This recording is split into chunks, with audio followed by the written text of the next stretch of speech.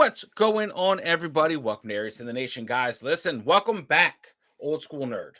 He is I here. Thank you so much. I'm sorry. I just know. Do you have your gummy worms ready? Do you have your gummy worms ready? no, I'm on intermittent fasting.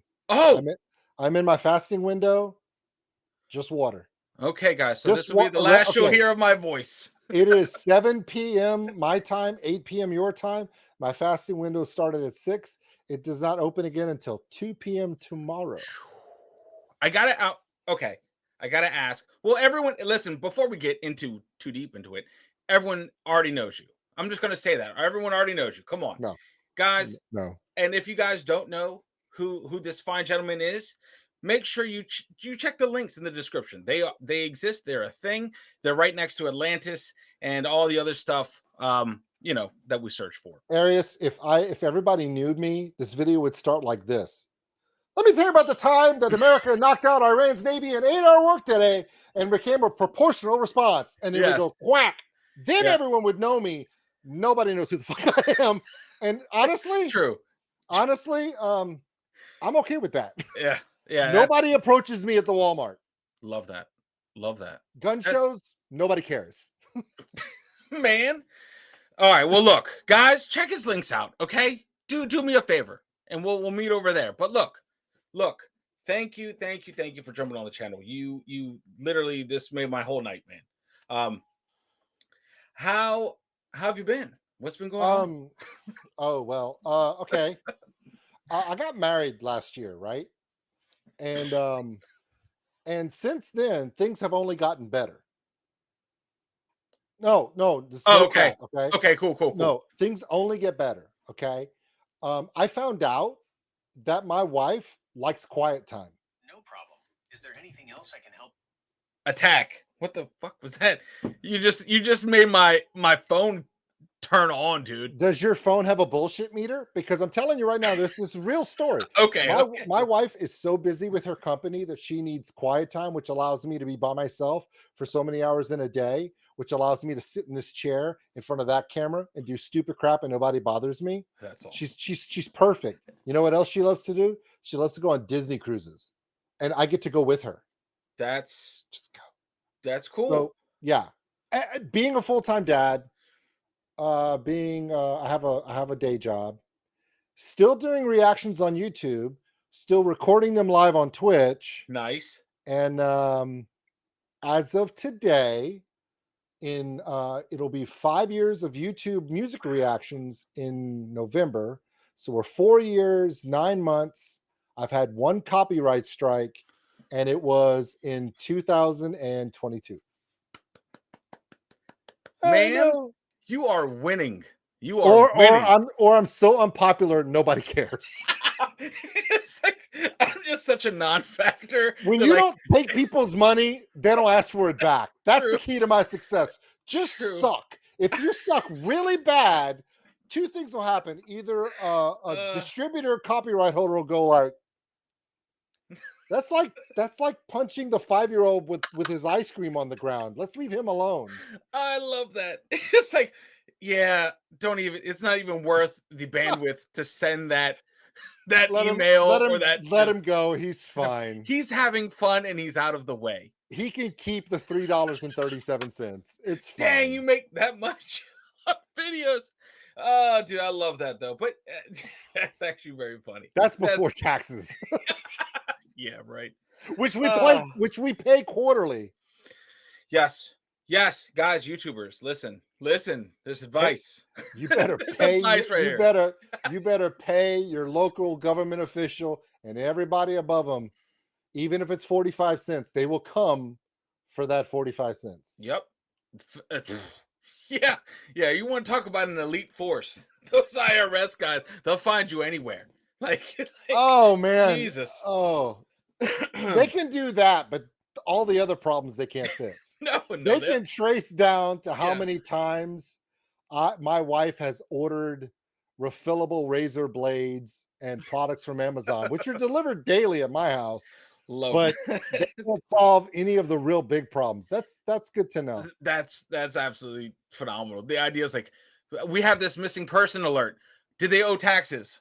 Like, They would have already found him. If the person that was missing had a YouTube channel and they didn't pay their taxes, forget yeah, find. yeah. They had found, squeezed them like a rock, gotten their money, and been like, never found him. Nope. Don't know what happened. No, still missing. Yeah, It's still at missing. large. How are you? How are you doing? Man, loving life. Still trying to get the work-life balance. Haven't really added content creation into the balance just yet. You Oh, know, so work-life balance, trying to figure the schedules. Because it is summertime and the child is off. My son is off, so we are. It's a balance that I'm trying to get back into, having done full-time YouTube for like 4 years. So yeah. it's just a weird switch. Whereas I was always there and present, to now I come in kind of at closing time. So I'm like the Yeah. relief hitter until bedtime. So The key that I find to work-life balance is this. If you never stop to think about the balance, you never have to worry about it.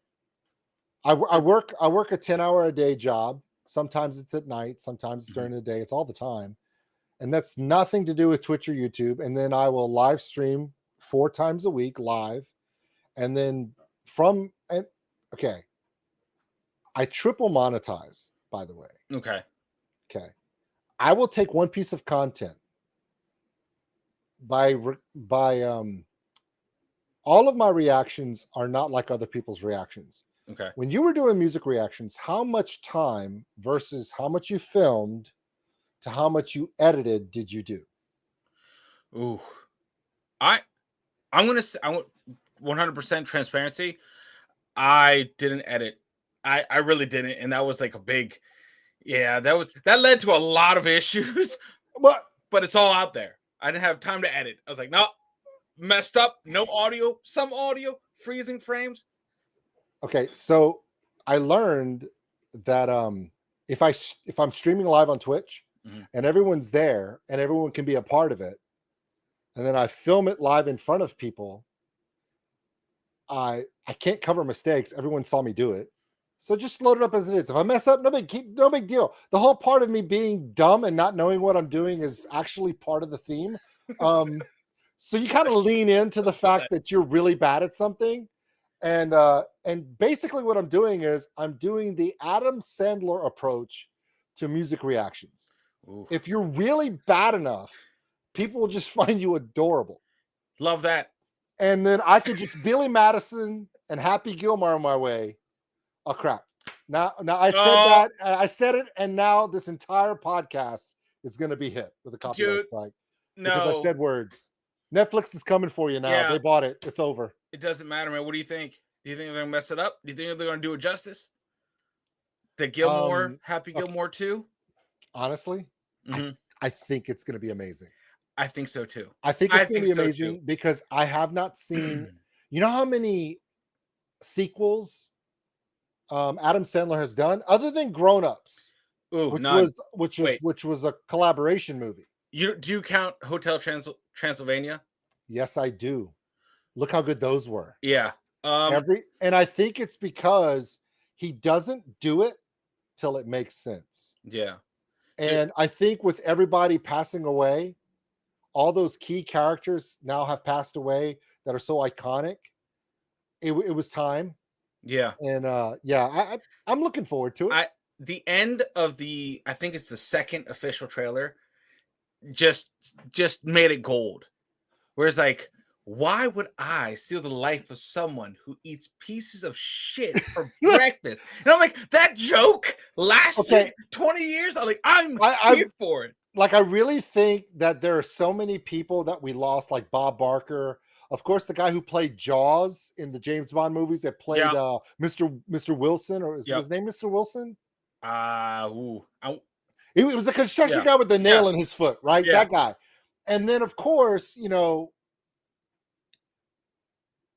it's the guy with the wooden hand. Yeah, Apollo Creed Chubbs Peterson. Yep. When he passed away, I was like, oh man.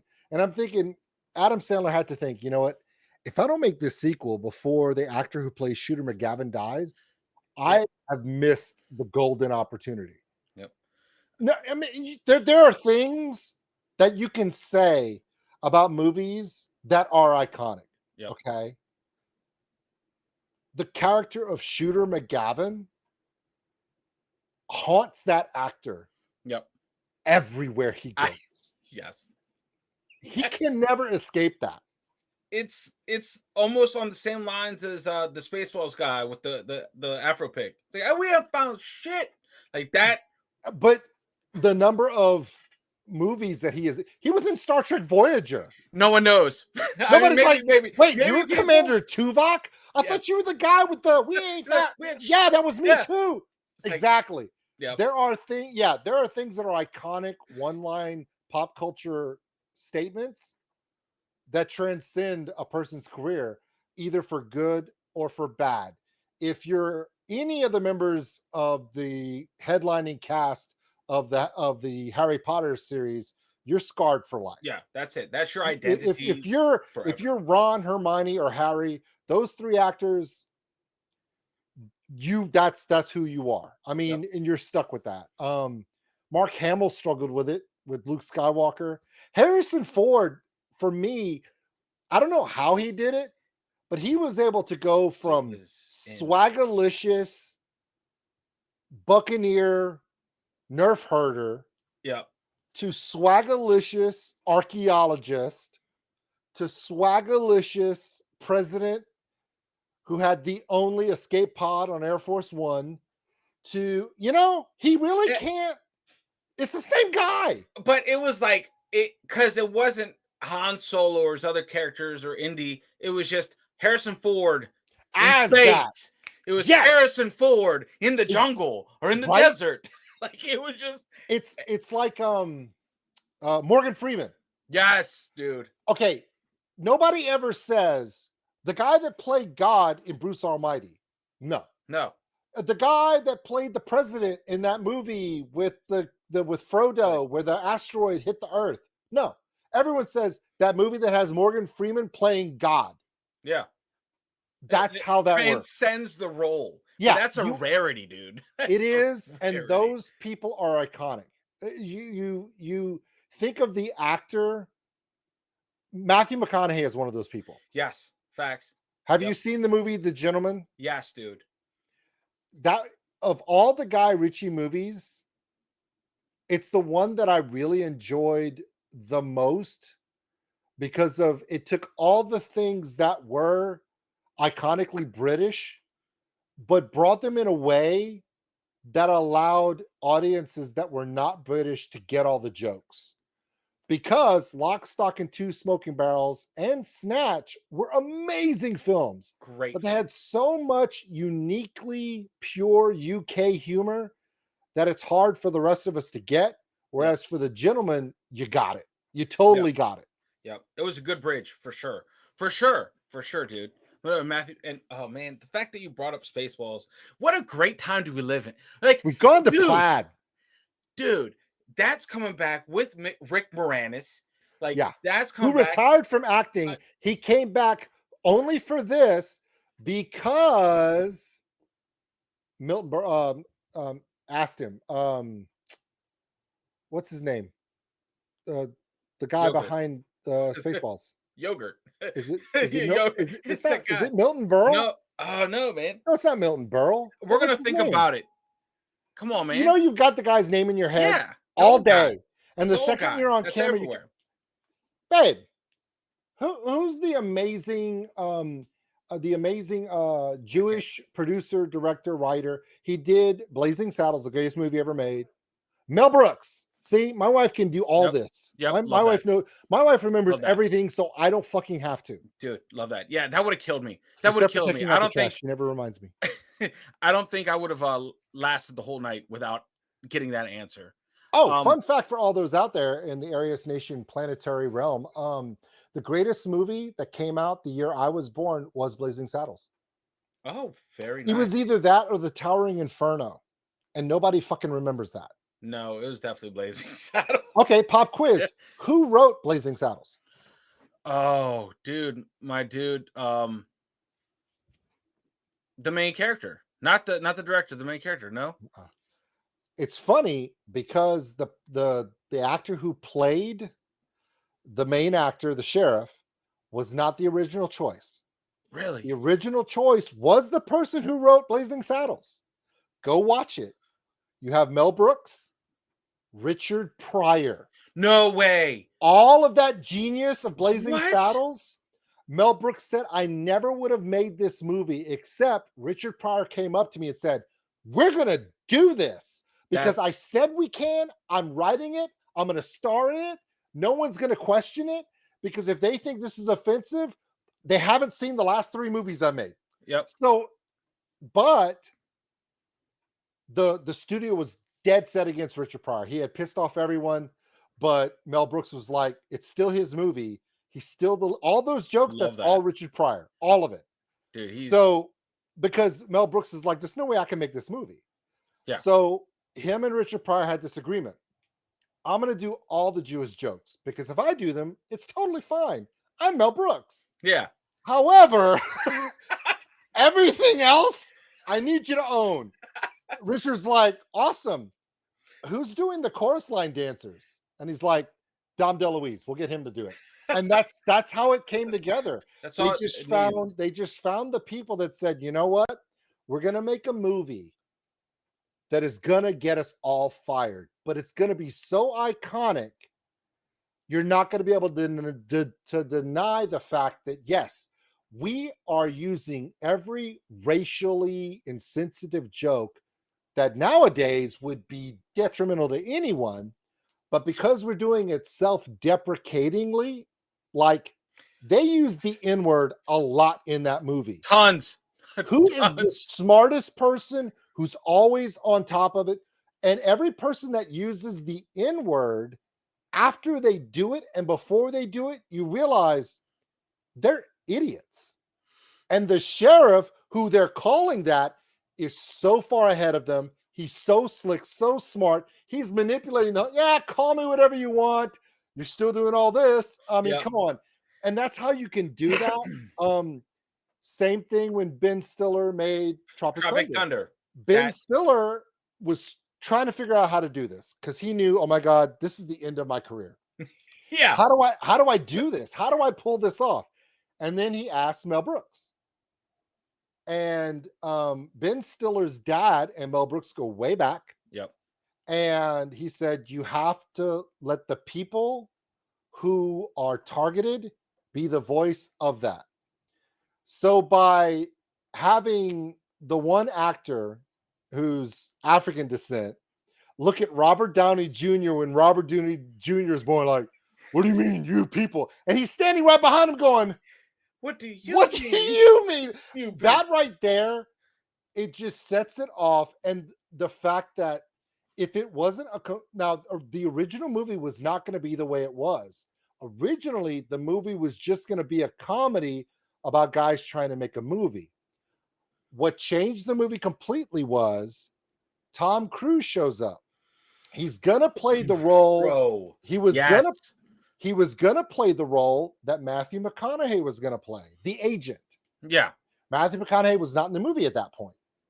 And they were talking about it. And Tom Cruise looked at Ben and he said, the only way anyone's going to get this is if you make it completely meta from the studio and how bad, manipulative, and evil they are, all the way down to the poor guy that's, doing the explosions. That was great. It was great too. Yeah. So he's like, are you going to do that? And Tom Cruise says, I'll do it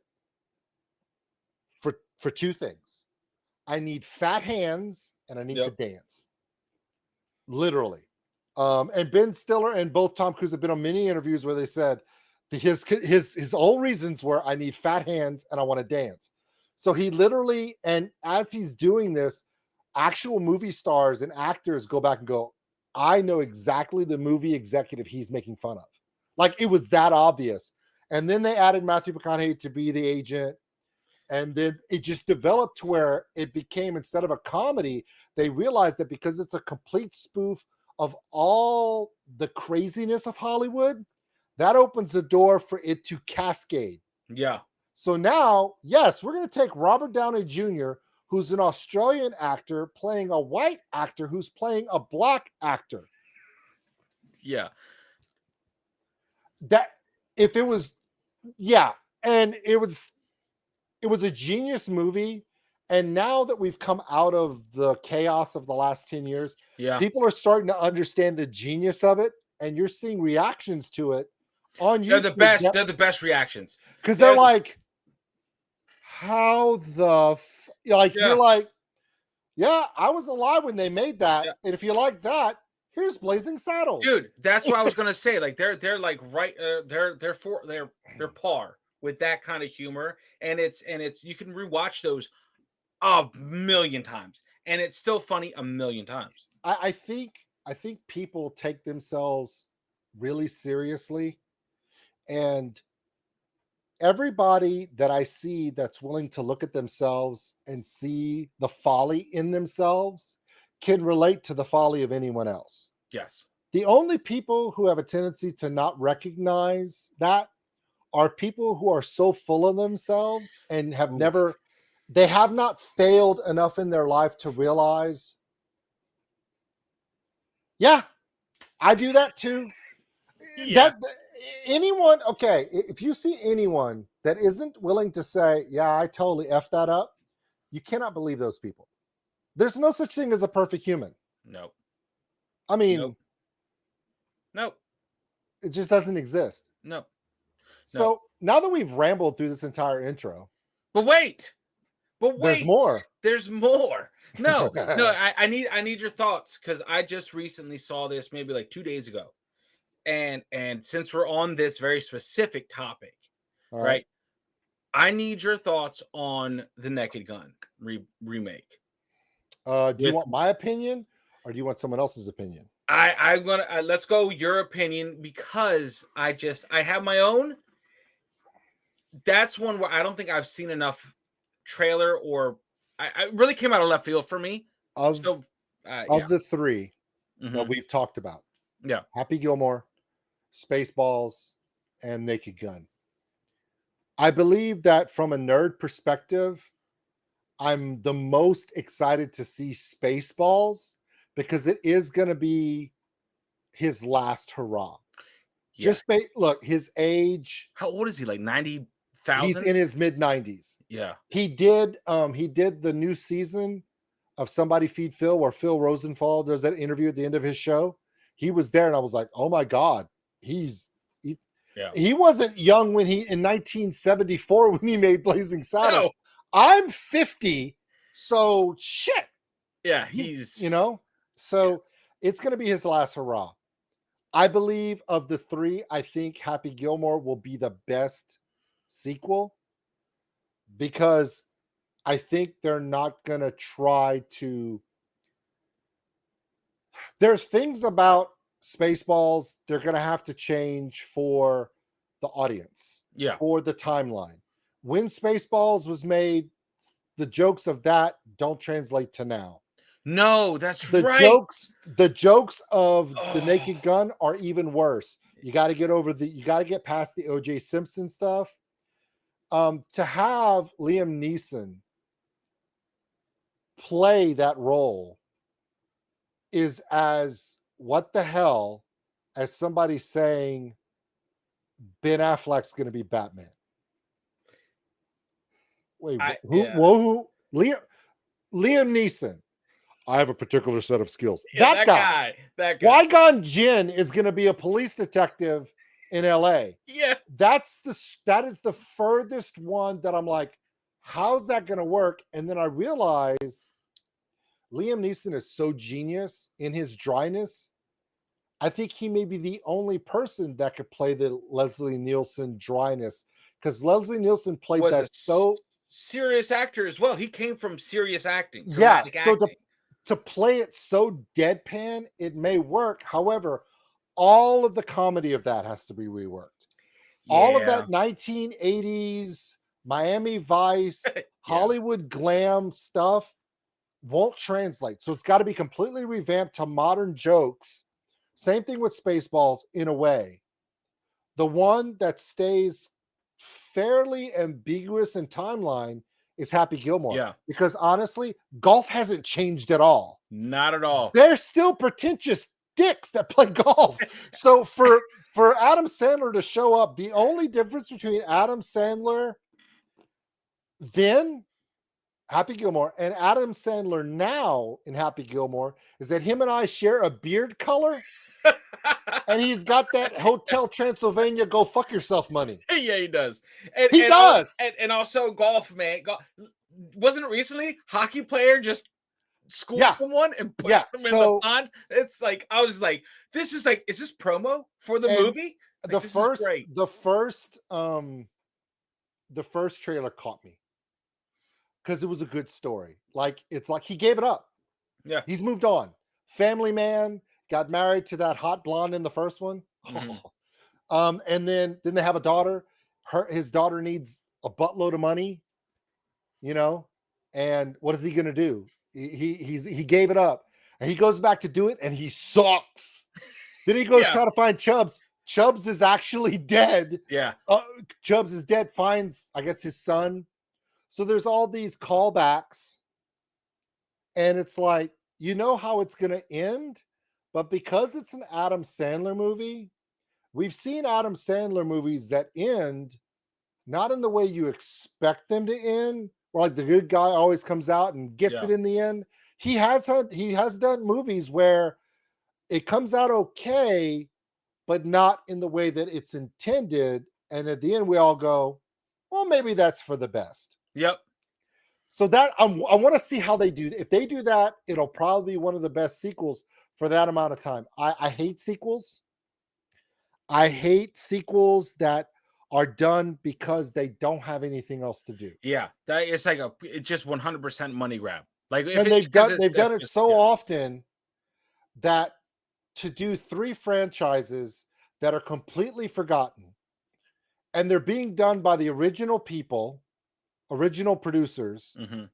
to bring them back for a reason, I'm interested. And, I and wasn't- it's like all of their like last hurrah. I don't see I don't see the I don't see I don't see the Liam Neeson's Naked Gun making it past this one. I just can't. No, I think this is I- it. This is I like think the Naked Gun remake is a Hollywood. Let's do this and make cash money. grab. Yeah. We're coming up on the 45th year, 50th year. Let's do it. Yeah. The Happy Gilmore thing, I think what's also going to help it is he's doing it on Netflix for a reason. It's not a Hollywood blockbuster. It's a Netflix pop in and check it out. So it's easily accessible. Everyone's like, Yep. yeah, it's a throwback. But the Spaceball one, I think, is the one that's the most iconically important because it's the one that Mel Brooks gets to do at the twilight of his life Yeah. to bring back that iconic situation that honestly not everybody's seen. Not everybody knows Spaceball. No. And not everyone is going to get the references. Like you said, No. it's like the reason that just fired on all cylinders was because everyone in that generation just understood You what got it was making fun of. the John Candy situation, the Joan Rivers as C-3PO. These are all things that Yeah. cannot be replaced, right? Also, the Winnebago, Pizza the Hut. Yeah. Those things are iconically funny. They can't do them again. No. But what they can do is since Spaceballs came out, there have been a lot of iconically hilarious sci-fi movies that have come out that are now sci-fi canon that Ooh. Mel Brooks can go, we're bringing all those jokes in Ooh. and continuing the story. What if they bring in some new stuff that, you know, Like not just have Star Wars as no, the playoff, but everything else. anything that we've assimilated since 1987. Wow. So if you go off and think about new franchises that are Shit. like, if he suddenly has something where, no kidding, all of a sudden they're like, okay, so Dark Star was the Han Solo of that, right? Instead of Mhm. Luke Skywalker, Darkstar. What if they were like, okay, we need we need a hero. What are we gonna do? I know a guy, but they call him the Bubble Gumma. So it's like a John Wick intro. There's this guy, and he's in the shower, and he's got all these tattoos, but the tattoos are all like, "Hi, mom," and there's Yeah. like the Powerpuff Girls, and Yeah. and it's a play on John Wick, but it's totally stupid. If he does that, it brings it to modern jokes. So the people that love Spaceballs for what it was have a segue, because the people that love Spaceballs and the references to Spaceballs still love movies, Yeah. and they still love all of that nonsense, and he can pull it off. He's got the moxie. Yeah, for The sure. writers It's are not like he has amazing. anything to prove to Nothing. anyone.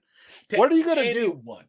He's like, okay, so what you're saying is, if I don't know why I sound like Bernie Sanders just now. I don't know. I was just like, what? But if I should go and make this movie and I piss off everyone, my career doesn't give a shit. I'm 95 years old, dude. What am I gonna do? Yeah. Take a dip in my career? Oh no. You know? Yeah. No, facts, man. I love that though. I love that. I think you're right. This is his going away. This is his going away movie. So You know? our anticipation rank is, I believe Happy Gilmore 2 will be the best of the three for me. I really hope Spaceballs knocks it out of the park. Yeah. I have no idea how they're going to pull that off with Liam Neeson. That's No idea. If But they pull it off, I'm going to be like, I'm glad I was wrong. Yeah. No. You're right. They're all those movies. The nostalgia in me wants them to just win because of all the shit that's been coming out now. I just can't. I just need them all to like win. I want them to win. Spaceballs, I think it's going to be a slam dunk. I think there's so much talent. There's so much talent. The cast is really good too. And they're bringing back what, Bill Pullman? Honestly, him my back? favorite part about that is that Mel Brooks, because he's Mel Brooks and because everyone knows his age and everything else, he could get anybody. Yeah. Would you like to be part of one of Mel Brooks's last movies? Dude. What is it? Does it matter? No. Not really. Nope. It's No, like carte blanche. Anyone he wants. Anyone he wants. He's just talk about iconic. Just dude, be part of it. Be part of it. Like it's the kind of thing where you see Robert Downey Jr. making a cameo for no apparent reason other than he's Tony Stark, like in the suit at the casino, being Tony Stark, but no references to anything Marvel. Yeah, just something that would be.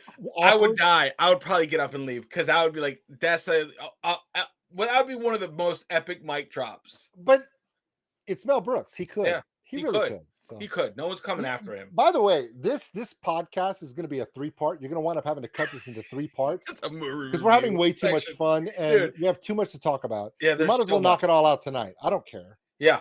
There's nothing to do tomorrow. I'm in my fast window. It's not like I got to go eat. Oh, true, man. Oh, yeah, dude. Oh, it's fuck. I totally forgot about that. Oh, dude. Oh, man. Okay. Can I reel this back a little bit? You can reel it all the way in. Just remember, you got to cast it out. What made you do the fast? What is like what shift? Like what is it for? What health? Honestly, I'm fat. I'm fat as fuck. I'm 50 years old. I get up in the morning and my knees hurt. I lay down at night and my arms hurt.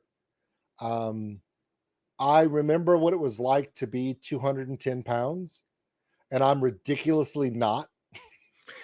And like, nobody told me that. Do you want to know what it was? I'll show you what it was. About 4 months ago, in a video, I did this. And when I did that, the gap between my belly and the drum, I was still standing here and you couldn't see these plates. And when I saw myself on camera, nobody told me anything. I went, damn, I'm doing that for me. Yep.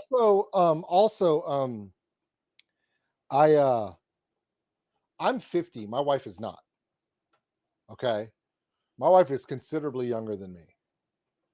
And I want to make sure I get as many years with her as I can. So it sounds kind of dark, but I want to. I'm at a place in my life where I'm really, really, really happy, Mm-hmm. and my quality of life is there. And to think that it would be cut short because I didn't take care of myself. And I also remember I did intermittent fasting before it was ever a fad, and it worked really well for me. Really? I gained sympathy weight for my daughter when my ex-wife was pregnant for her. I gained sympathy belly. And I remember doing intermittent fasting for 4 months, and I went from 250 to 209, Wow, man. and I felt amazing. Like brand new. I mean, I don't think I'll ever feel brand new because of my age per se, but carrying the weight around sucks. Yeah, it And leads to a lot of other things. it does. And I found I'm one of those people that I am an emotional eater. I will eat just because. And I find that it's not healthy mentally for me either. Mm. I do enjoy the challenge of being on a fast and just hating my existence until 2 o'clock. Yeah. But my favorite part about that is when I hit 2 o'clock, I want to go and get Popeyes. But instead, I get a protein shake with my gluten peptide protein in mixed. I drink that. It satiates me for about 2 hours. Then I make my dinner. I eat that. I count my calories, and I maybe do 1,700 calories a day max. Wow, man. And I do it in a 2 hour window. And I'm just kind of looking around going, what do I do for the rest of my open window? I really don't eat when I'm hungry. I eat when I'm watching TV, when I'm piddling, if I'm still, Mm-hmm. I nervous eat, I emotionally eat. So I find it's better for my mental health too. And I'm sleeping better too. That's crazy. Dude, I sleep really good on this. What? I'm doing is I'm taking a collagen peptide protein. Okay. That's for my gut health. That's to counteract yeast and the damages of bad human US food. Yeah. Then I eat as clean as I can. Okay. I now don't get me wrong. I love to cook and I eat good food. But if I have a steak or I have grilled chicken, it's just that. I do vegetables. I love a good salad. Mm-hmm. And then I take the last thing I eat at the end of my fast period is I take my multi supplements. Yeah. Because my meal has passed and now I'm taking my supplements. And then I hydrate and I try to walk as much as I can, which is not a lot because apparently you cannot walk behind this camera. And I work behind a desk. So I have to be if you intermittent fast, everybody, the key to intermittent fasting is making sure you stay on fast. Don't break your fast. Don't cheat on that. But it's walking your steps, getting the 10,000 steps and at least 2 liters of water every day. If you can't walk steps, don't worry. Adjust your caloric intake. Balance that out because you're not expending anything. For someone who has no idea what I'm going to do at all before I hit the record button on my OBS for a reaction, I love to plan everything down to the moment. The only thing I never plan is a reaction. I go in completely blind, which is why they suck. But it also, dude, I'm one of those people that overplans. I overplan everything, and I learned it from the military. Yeah. I plan everything. Vacations, I was horrible to go on a vacation with. It was itinerary, everything down to the minute. And then I met my best friend. We get married, and she taught me how to just go, we'll get there when we get there. That's how it is. What are we going to do? Love that. We'll find something. We went on our honeymoon to Rome. We spent 3 days in Rome before getting on a Disney cruise ship. Those 3 days in Rome, we just walked around town and went, hey, we should go to dinner here tonight. All right. Oh, look, the Colosseum. I didn't know that was there. Do we have a map? Nope. Cool. We'll find it. We'll find it eventually. Adventure time. Love that. What was really stupid was we wound up getting lost wound up coming through this back park, come up on this plateau, this parking lot in an overlook. There's this big building, and there's all these Italian police with SOG rifles. Oh, nice. Bullets. Yeah. And I'm like, that's not the traffic cops. Yeah. One of them walks up, and they're like, he starts speaking Italian, and I'm like, English. No Italiano. And he's like, are you lost? And I'm like, obviously. Obvious. I was like, I don't even know where we are. How do we get? We're trying to find the fountain. He goes, oh, there, that fence, that stairs, go through there. And I said, are we in trouble? He goes, no, you're lost. If you were here and you didn't have a place to be, then I would be worried about. And I'm like, where are we? He goes, oh, presidential palace. We're at the fucking White House of Italy. We're literally on the East Garden, the Rose Garden, that, bro. The parking lot of the palace. And then I'll look through the glass doors, and there's a dude in the traditional Italian armor with the crazy hat and the feather. Yeah. And he's doing that crazy march thing, and he does that pivot. And I went, holy shit, their Marines are weird. Yeah. But that's they don't need crayons. And the flag was up. She was there. The Prime Minister of Italy was there. You almost crashed a royal party. We weren't going inside, but we were just walk. It's like someone going it's like someone cutting across the front lawn of the White House in front of the portico, and you're just like, why are they walking across did he just pick a, what are they? But in Rome, there aren't fences. We didn't know. When in Rome. And it's really easy to play the dumb American tourist when you are the dumb American tourist.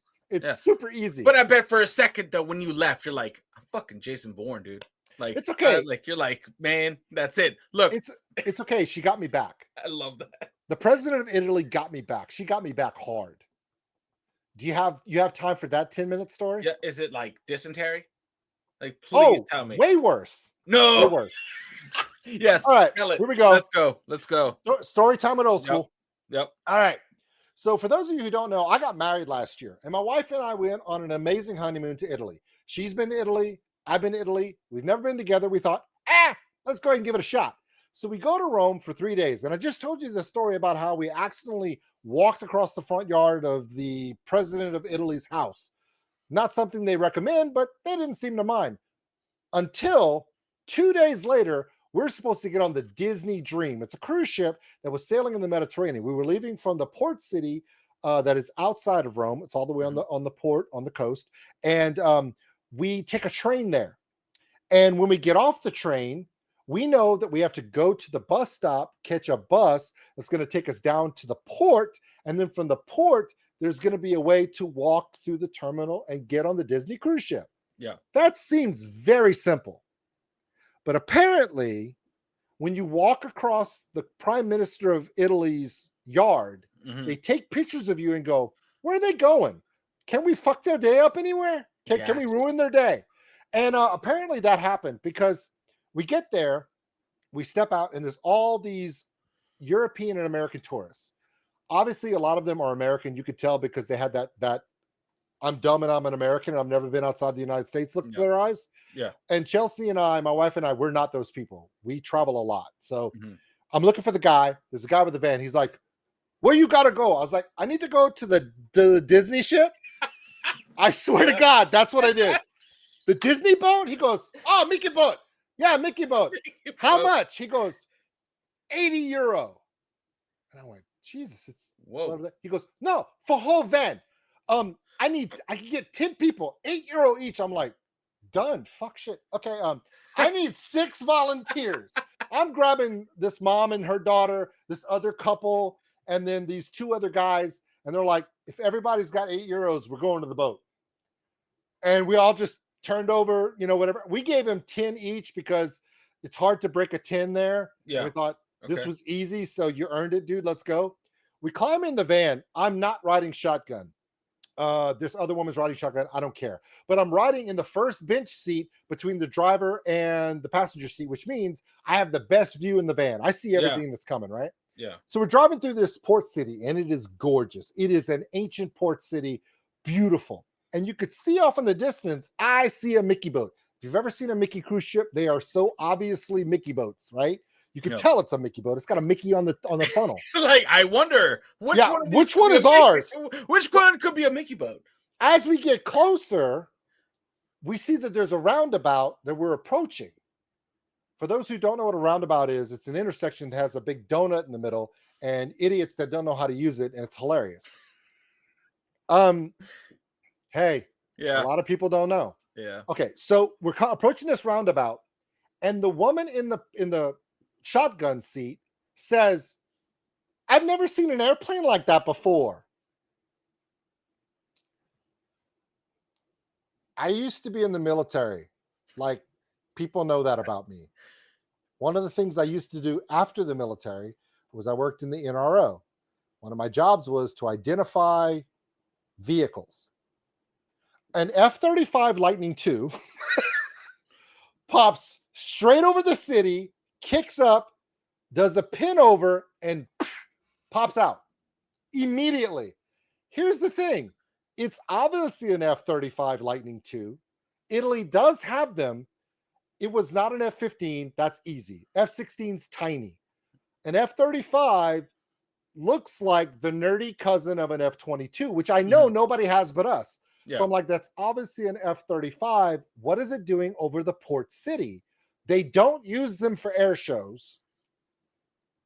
And you don't fly one over a non-combat area this low over a city for no reason. But again, it's Italy. They can do whatever the hell they want. When in Rome, that's like the mantra, right? Or when not in Rome today. Yeah. So I'm looking at this and I'm like, this isn't good. My first thought was, man, are we at war? Like, and I'm on my honeymoon and I'm stuck here with no ammo. We get to the traffic circle. In a traffic circle, you have the first turnout, then the second turnout takes you forward, third turnout goes to the left, but you have to go around the circle. Yeah. As we enter the circle, I see that the one that we're going to go, the van driver's already like, oh, he's freaking out. He's doing that cabbie thing. Yeah. But it's all in Italian. Pizza, pasta, blah, blah. And so I'm like, what's going on? He goes, the Navy. And I look, and there's all these sailors blocking that place where we're going to go, that road. He stops. He starts yelling at him. Like straight up, like you ever seen those? What are you doing? You ever seen those sovereign citizen videos where the guy thinks he can tell the cop exactly what to do, and the cop's going to do everything he says, and then he talks a whole bunch of stuff, drops a bunch of F-bombs, calls the cop a pig, all these other things, and he thinks this cop's going to let him go. Yeah, those videos. This guy's doing that to the Italian Navy. And you see sailors, but there's an officer, and the officer rapid fires some stuff, and he goes, no, and then he goes. And he goes, we can't go to port this way. I'm going to go around and get as close as I can. The port is closed. What? So what do you... If the port's closed, and I have to go to the port to get onto a Disney boat today, that's problematic. So he goes around this port city. We get to the bus station on the back side of the road that's closed. He goes, this is as close as I can get you. But if you go through that archway, you see the road, you see the white stripes, that's the crosswalk. You go down there, there's a path. You follow the path, you go to the right, you will see the place where you get on the buses to go to the boats. Cool. Okay. Yeah. Fair. Yep. I can follow directions. Yep. So my wife, who is not a large woman, she's a tiny little thing, and me, we have all of our luggage for our honeymoon. Mm-hmm. So it's a lot of stuff because we're Americans, right? Yeah. And we start ruck marching across to this thing. When we get there, this port is an ancient port, like ancient in Roman every Navy, sense of the made word. of stone. It's OG. There are three things that I see. The first thing is the Disney Dream, and it looks like it's from me to you. Yeah. Like I could literally go right across this parking lot, and there it is. But as I pull up my map, my Google Maps, oh shit, the Disney boat is on the outside pier. Yo, it looks like it's right there, but between me and there are two water lanes and a pier. Oh, bro. So you can't get there from dude. here. And there's all these buses parked in this terminal. And there's thousands of people standing in a parking lot. No one's getting on buses.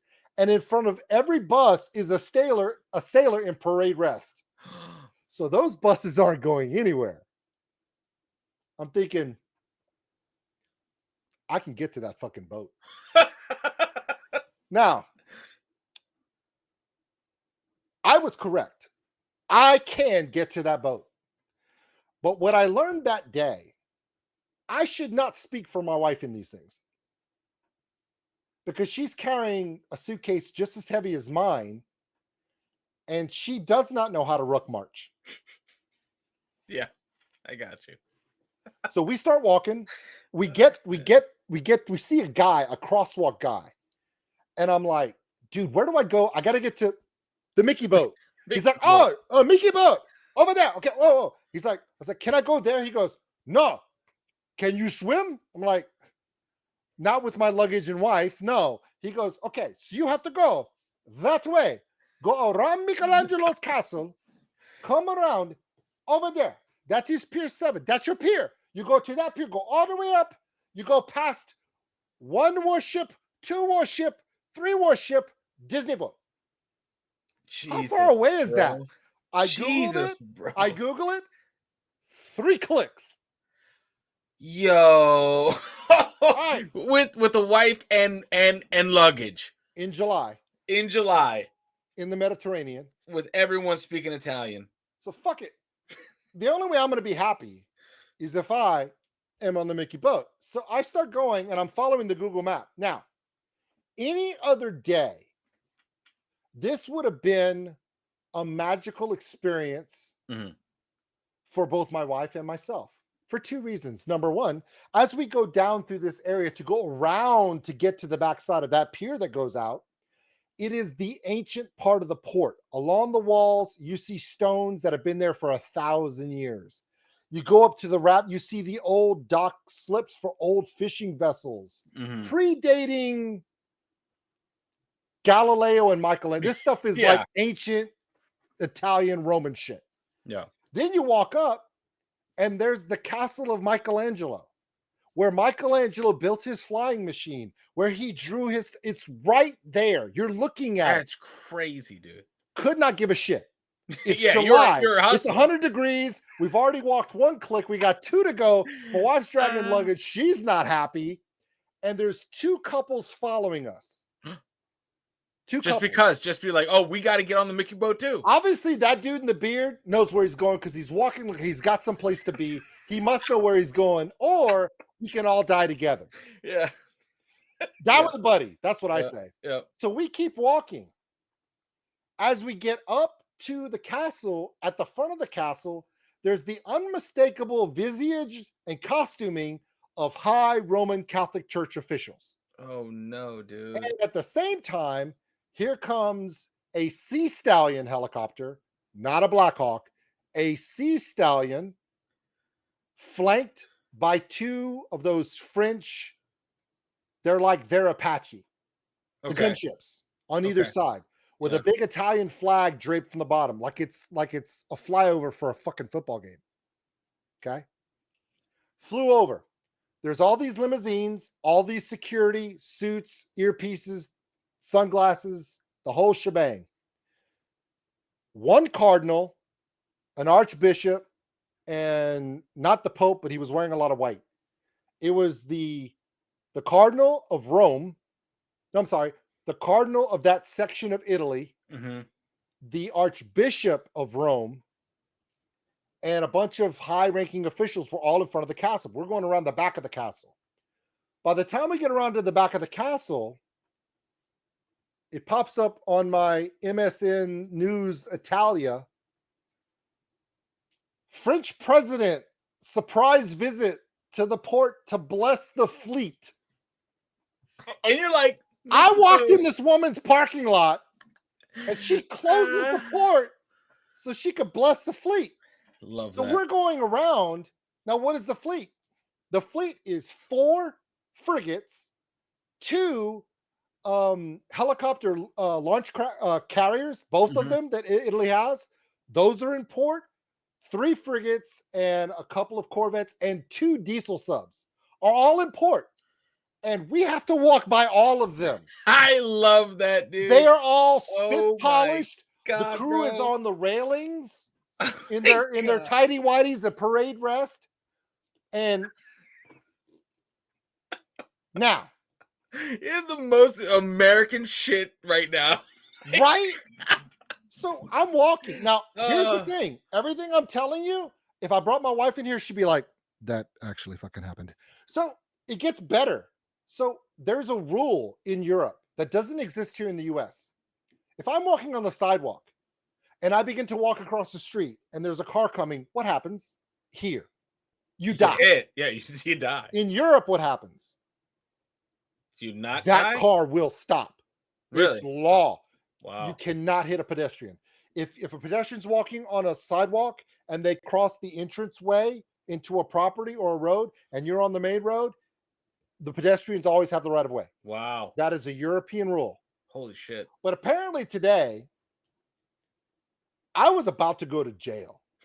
I was about to go to Italian Navy brig right in front of everybody. That sounds like Because a I'm hellhole. walking and I have my wife now in front of me because she's struggling in the heat. I can Yeah. tell. It's the look. You can tell. Yeah. She's leaning into it. She's soaked in sweat. She's hauling stuff. I asked to take her stuff. She's like, no, I got it. Like she because at this point we've turned the corner. There's all these Navy ships on the right, but off in the distance, Mickey boat. Mickey boat, big Mickey boat.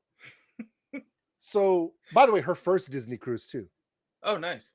No, this is her experience on the first episode. Oh shit. Yeah, Like, just it's hadn't had a good little bit of experience. like, Yeah, right. It's like the dream world and also a tiny little bit of Black Hawk Down. So I let her walk in front of me.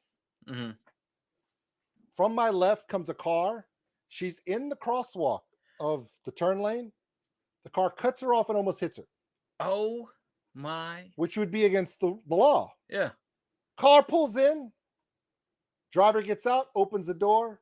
Italian admiral. Of And course it his- is. And his wife with her red short dress on. And all I wanted to do was go to jail. Yeah. Because I know for a fact I am out of shape. But he was 20 feet away. And the closest armed guard between me and him was 50 yards. There's no way they close that distance. And we would have fun for at least a good 20, 30 seconds. Yeah, no, for And- sure. Yeah. He wouldn't know why, but it would be fun. Yeah. But fortunately, I happened to be on my honeymoon.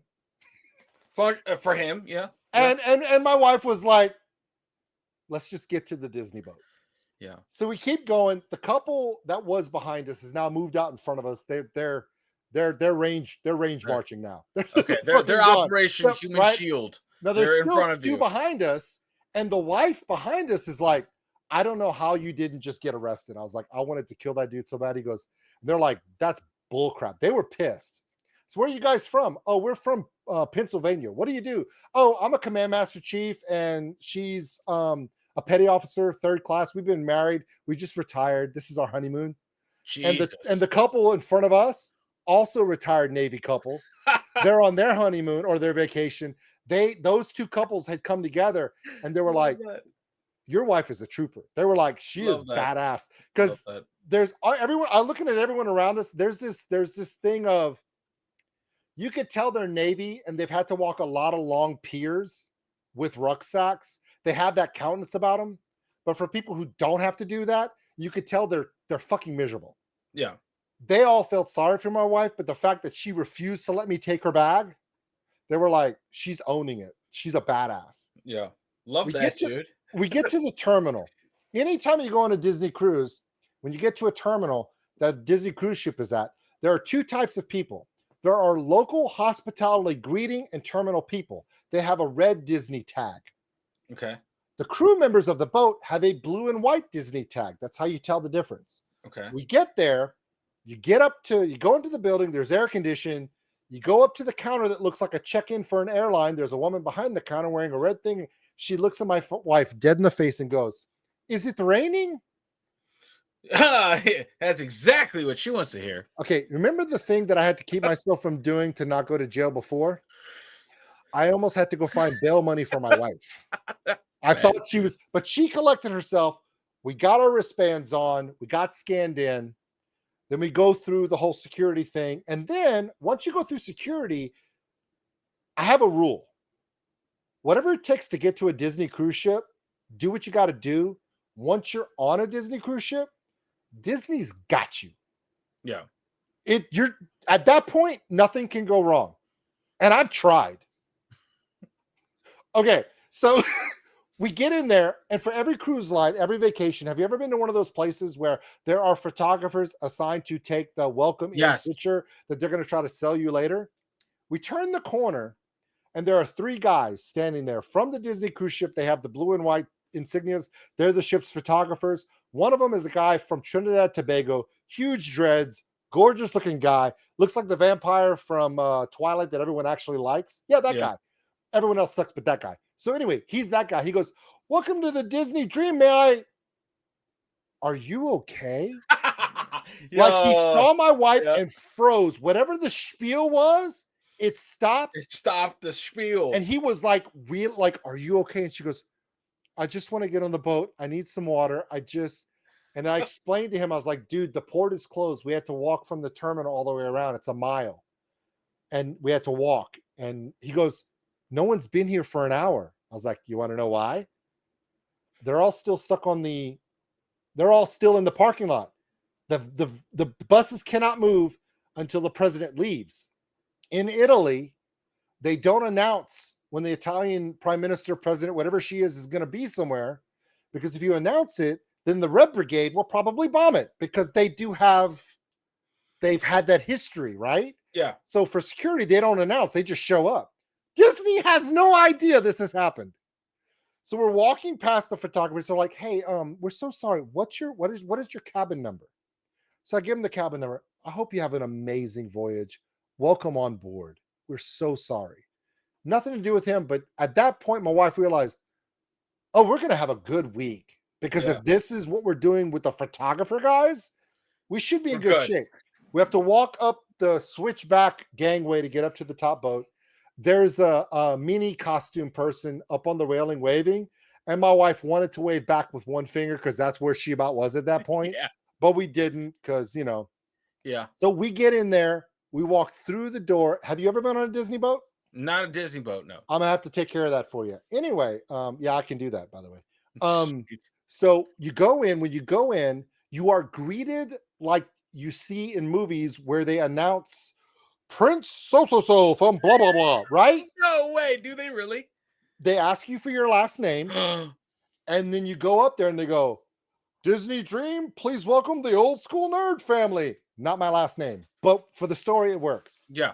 Okay, here's the thing. At that point, there is white jackets, officers of the ship on either side of the doors. They clap and welcome you on board. My amazing, wonderful, gorgeous bride has just ranged walk 102 degrees on ancient stone piers with no shade, almost getting run over by an admiral and his wife. The Italian check-in person wants to know if it's raining outside. No, bitch, I'm sweaty. Yeah. The only person that has even cared so far has been the 2 Navy couples, the photographer and the poor woman that saw her when, as soon as they announced this, instead of having that a magical, amazing Disney moment, her adrenaline dumped. Oh, no. She was overwhelmed. Could you imagine being sweaty, makeup's gone, hair's matted, your clothes are soaked, and all these people are trying to show you that it's a magical moment? Well, I can't imagine that. I can imagine being with that person. However, because it's Disney, they immediately recognize, okay, no. Forget, okay, everyone, stop. Oh, cut. Put fucking Goofy back. Put it back. This is not the ones. Do not bring Donald out here. She looks like she can kick the shit out of a duck. Yeah. So, but she wasn't mad. She Over. made She was it. done. She was done. It's okay. 10-mile road march basic training. The last 10-mile road march. Yep. When you finally get there and you get there, that feeling. Yeah. That's what she was doing at that moment. So I was like, look, if I could just get you to the room, you could take a shower, cool off, change your clothes. We'll take a break and relax. 2 hours later, she had a glass of wine in her hand on the deck, breezing her hair. Good to She got go. look, once we were there, perfection. Yep. The effort and the mistake of crossing the parking lot of the Italian president's house came back to haunt me 2 days later. But yeah, so Love that. I didn't know you guys deployed to Italy. That's awesome. yeah, we did. We totally did. Took over the port. We had air support from an F-35 Lightning II. That's perfect, bro. But I mean, that kind of stuff. Oh, by the way, that photographer, you want to know why he asked our cabin number? Why? 2 days later, we show up in our cabin and there's a giant cookie and Rice Krispie ornamental display thing on in our room with a card from the photography team going, "We hope that your honeymoon is way better than your arrival, the photography team." Awesome. See, that's class. That's class right there. It is. You know That's what's not class right class? Almost getting hit by an Italian admiral and his wife. I mean, but that's just, I don't even know what that means. I don't know what it is. But I yeah. go places. And I wonder how people like Tom Segura and Bill Burr and Joe Rogan, and all these, Shane Gillis, all these amazingly talented comedians come up with these crazy ass stories. And then I realize that shit just happens to them. They're just good at telling the story. Yep. Facts. That's all it is. Yep. Facts. Man, that's one hell of a good story, man. Jesus.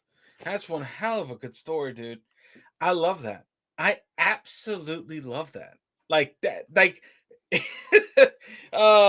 I could just imagine, dude. You're a stronger man than I would have been. I literally need to have a new channel that said what happened was, and just tell all this. Every time we go somewhere, something ridiculous happens. Yeah. I don't know if it's because I'm just unlucky or the fact that stuff that should normally have gotten me killed doesn't, because my wife is there and therefore I live to tell the tale. I think it might be a combination of both. Dude, I'd watch it. I'd watch it. I'm there for it, man. Put that shit up. I'm there. I gotta hear all of it. What's next? Well, what's next on the docket after we've run down your honeymoon story and our movie reviews? Right. Movie reviews. I don't even know how to segue out of this, man. That was epic, dude. That was just do what I do. I feel like talking about something else. I feel like that was just an segues are for people with editors and production value. Yeah, we don't do that here. No, not here. Not here. If it's not working, yeah. Anyway, look. So check this out. Okay. I'll. This is a. What is the biggest? Okay, I'm stumbling over my words right here, which is a normal thing. Okay. Can we talk about the YouTube changes that are coming down the pike that you may or may not be it won't matter to me. All right then. No, but we can. Let's talk about it. No, we can. When I say it won't matter to me, I've been through so many YouTube changes. Yeah. I just kind of roll with it and be like, okay, I won't do that. Yeah, that's just what I do. You know, I'm glad you have this take of that, because for me on the channel and the bands that I, let's say, reacted to, they're not beholden to the drama that's unfolding.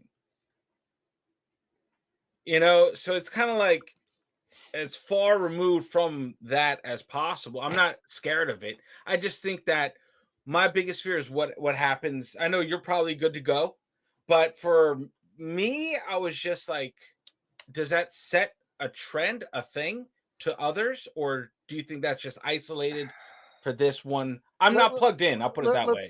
Let's give the children at home some context. Yeah. Give them an example about what you're talking about, because you're stepping around it and realize technically we can't get involved. We can't get in trouble for talking about it because we're not showing any of the content here. Oh, true. And I'm not an artist at UMG. So, Oh, you're talking about UMG, SME, and things like that. Yes. You're talking about the copyright crackdown that affects everybody but me. Exactly. Everyone but you. All right. The people who have gotten in trouble for it, they brought it upon themselves. Okay. And I have a unique perspective on that. When I started doing this, I didn't even know you could monetize it. I didn't know. Through the veil of ignorance, I just was like, for the first 6 months, just, oh, well, no money. Oh, well, no big deal. And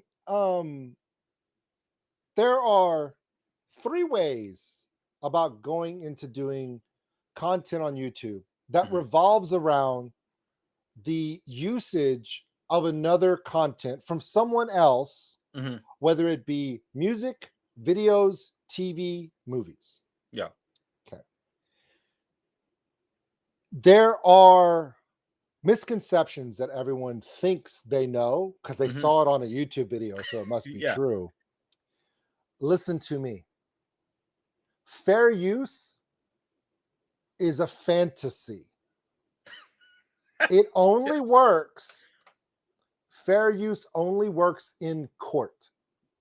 So unless you intend to go all the way to court in a courtroom, spend the money for a lawyer to go up against a copyright holder or distributor, that is the only time you will win that case because you can claim fair use. It only pertains to if you're in court. It's like the people that want to argue with cops in their car on the side of the road. Something else. Okay. Your argument will not help you there. If you feel like the cop is violating your rights, you can't argue that here. You have to shut the fuck up, document everything that's going on, get the body camera, and then go, can you believe this crap, judge? And the judge goes, yep. That's how that works. Unfortunately, that's how it works. Yeah. Copyright fair use, and copyright claims are exactly the same. All the laws that protect you or all the things that people think they can do, that is only in court.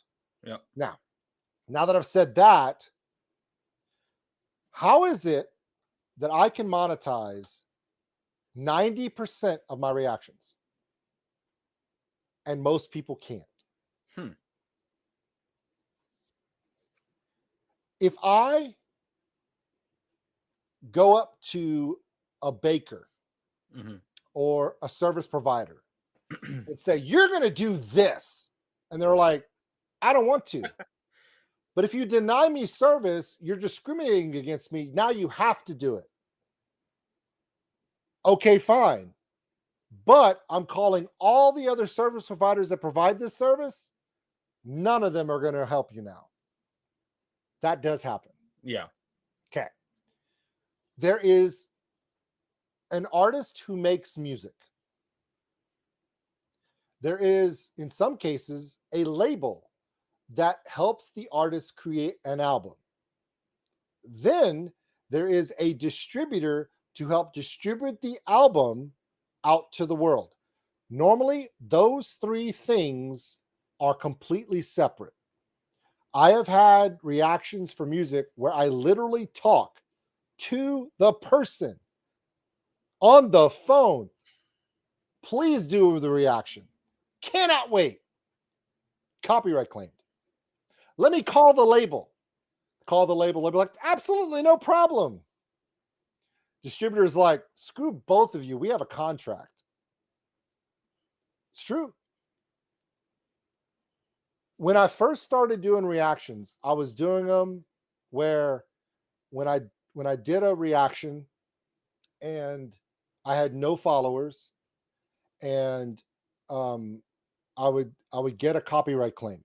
For those who don't do content, if a lot of times there's an algorithm or someone will see something, or they'll get a notification that you used someone's material in your video, they get a message, they go, that's my money because that's my content.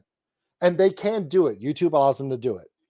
Now, that are they stealing your content or are you stealing theirs? The argument can be made for both, but the argument is usually settled in court, which is expensive, and most distributors and copyright holders know most people aren't going to spend money on lawyers for that. Or you can just agree to disagree, and that's the end of it. I'm going to say something that is going to hurt people's feelings, but it's 100% true. Because I asked and I was told. Send it. I don't care if you blur the video. I don't care how many times you stop it. I don't care if it's inverted, you have watermarks. I don't care if you distort the sound. The algorithm will see it anyway. And if you use even a snippet of it and the algorithm catches it, you can be copyrighted. So when I see all these reactors do all this over-the-top stuff, there's a lot. They saw that on the internet. Have you ever seen me manipulate a video? Go look. I have 2,800 reactions on my channel. What? 2,800. Damn, dude. None of them are watermarked. None of them. They're all, look, giant fucking screen. It ain't in the corner. Do I stop it? Yeah, because I can't fucking stop talking. Haven't you guys noticed that yet? What? But that didn't matter. When they do a copyright claim and you get the claim, you have some options. You can just go, you got me. Fair's fair. We tried. C'est la vie. Yeah. I did that for a year. I was making money on requests. People would donate for requests. So I thought if somebody donates $5 to my pay for my kid's doctor bill fund, because that's what it was. That's why I started the channel, was because my kid needed doctor problems. That's $5, which would be like getting 5,000 views on a video. Fair. Yeah. My videos weren't getting 5,000 views. I was like, boom, net profit. So I didn't care about that. Then there's a thing called where you can dispute something, where you take the copyright claim and you're going to reply to the algorithm or the person that's doing the copyright claim. You do the dispute, you explain why it's not, you're disputing their claim. Well, for me, I'm doing a reaction and I type it out. I have a thing I copy and paste that say, I'm not claiming it as mine. I'm doing a reaction and I'm critiquing it both in a positive light or in a negative light. And most important of all, I'm trying to share this content with other like-minded musical people to further the audience of the artist. That's very important. You put that in there. I've seen people's copyright dispute stuff that say, you can't take this because of copyright 208, blah, blah, blah. Yeah, that's going to help you a lot. Yeah. Honey, poison, pick one. I don't care. The third one is, now in that dispute, if it's one of those mid-major distributors that doesn't check their email, it'll elapse after 28 days and then it'll clear. And you're like, oh my God, I get to keep that? Yes, because either they didn't check it or you're not a threat to them at all. You're not big enough for them to give a shit. Yeah. Which happens. Yeah, dude. Sorry, sidebar. Yes. Those are crazy. I put those in and I forget about those videos. I'm like, yeah, whatever. And then like 30 days later, when it doesn't matter, it's like, oh, hey, by the way, look, $10. Nice. $10. Like what? I'll what, take it. 50 cents? 3 months later, day. But hey, that's $10 I didn't have 3 months ago. Yep. Then there's what's called an appeal. I have never appealed a copyright. Ever. Really? If you cannot. Okay. How many of you appealed? Come on, be honest. I think one. It got rejected. Yeah. Yeah. Okay. Real quick. Do you know what an appeal is? I think that's when you retry. Just No. be like, that's the mistake people are making. But you know what though? If it gets rejected, it's a strike automatically, right? Oh, there's a reason why. Okay. A dispute means you are pointing your point. If they rejected the dispute, they are saying we're rejecting your dispute. We own it. We own it. End of story. An appeal is not an appeal to their better judgment. If you take a video, click appeal, and just look at the thing you got to fill out and look at all the steps, it is not a pretty please. It is a legal notice of challenge. It doesn't go to the distributor that's running the algorithm. It goes to their legal department. Oh, shit. If you read it, you're literally having to put your address, all that information you got to put in there, because you are legally saying, I am legally challenging you. This is a legal challenge. Now, for some people, sometimes they get away with that. But you do that to UMG, are you out of your goddamn mind? Very true. Now, that's why I don't appeal. Okay. Then another thing is this. They'll do that. Then they'll challenge the appeal. Then they'll force it down the throat. Sometimes they win. But all they've done is they have been put on the target list because you're a troublemaker. Yeah. They spread that crap around. Yeah. Now, and they'll piss in the pool pretty much. And don't think they'll forget, because they won't. Now, I have never had that problem. There's a reason why. I wasn't doing anything like that. One day, a fellow reactor came to me and he goes, I love what you're doing. It's completely different. Everybody out there is doing hype, hype, hype, hype, hype. Oh my God, oh my God, oh my God. And you're the only person that has no idea what the hell's going on. And you're talking about the fact that you're old, you come from the 80s, you have no idea what the hell's going on, and you're just trying to figure it all out. And all of your stuff is done live. I've never seen that done before. Can I give you some advice? And I went, what? He goes, can I have your email address? And I went, sure.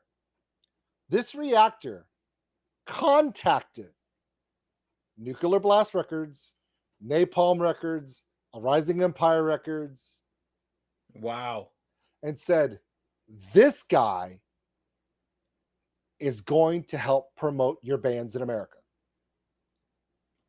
Not Sony, not Universal, not Capitol Records, none of that. Mid-major metal labels in Europe, where they're desperate to get their bands here. Yeah. You have an American doing reactions. And here's the thing. The key is this. We have an arrangement. I will do a reaction for bands on your label. This is literally between me and these record labels. All these record labels are different contexts, different people. Yeah. They have different needs, different artists, and this is the agreement. I will do a real, honest, true, unfiltered, unedited reaction of your band's music. If I love it, I'm putting it on my YouTube channel, and hopefully thousands of people will see it. Click the links, because I'm going to put all of your artists' information and the link to the original. They're going to try to buy tickets.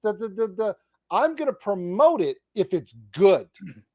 But you cannot tell me what to say. You cannot force me to give a positive review. But if I don't like it, I don't put it on my YouTube. I will make that deal. If it's not my jam, okay, no reason for me to shit it. Yep. So it goes on my Patreon. but that's okay. I will not lie for you.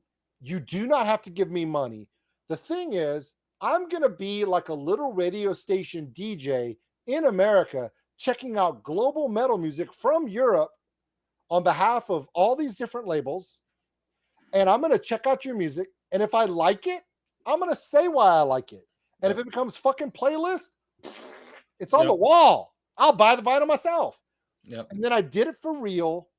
And I don't know the European names. I suck at it. That's half the fun, that I can't say forest shots. I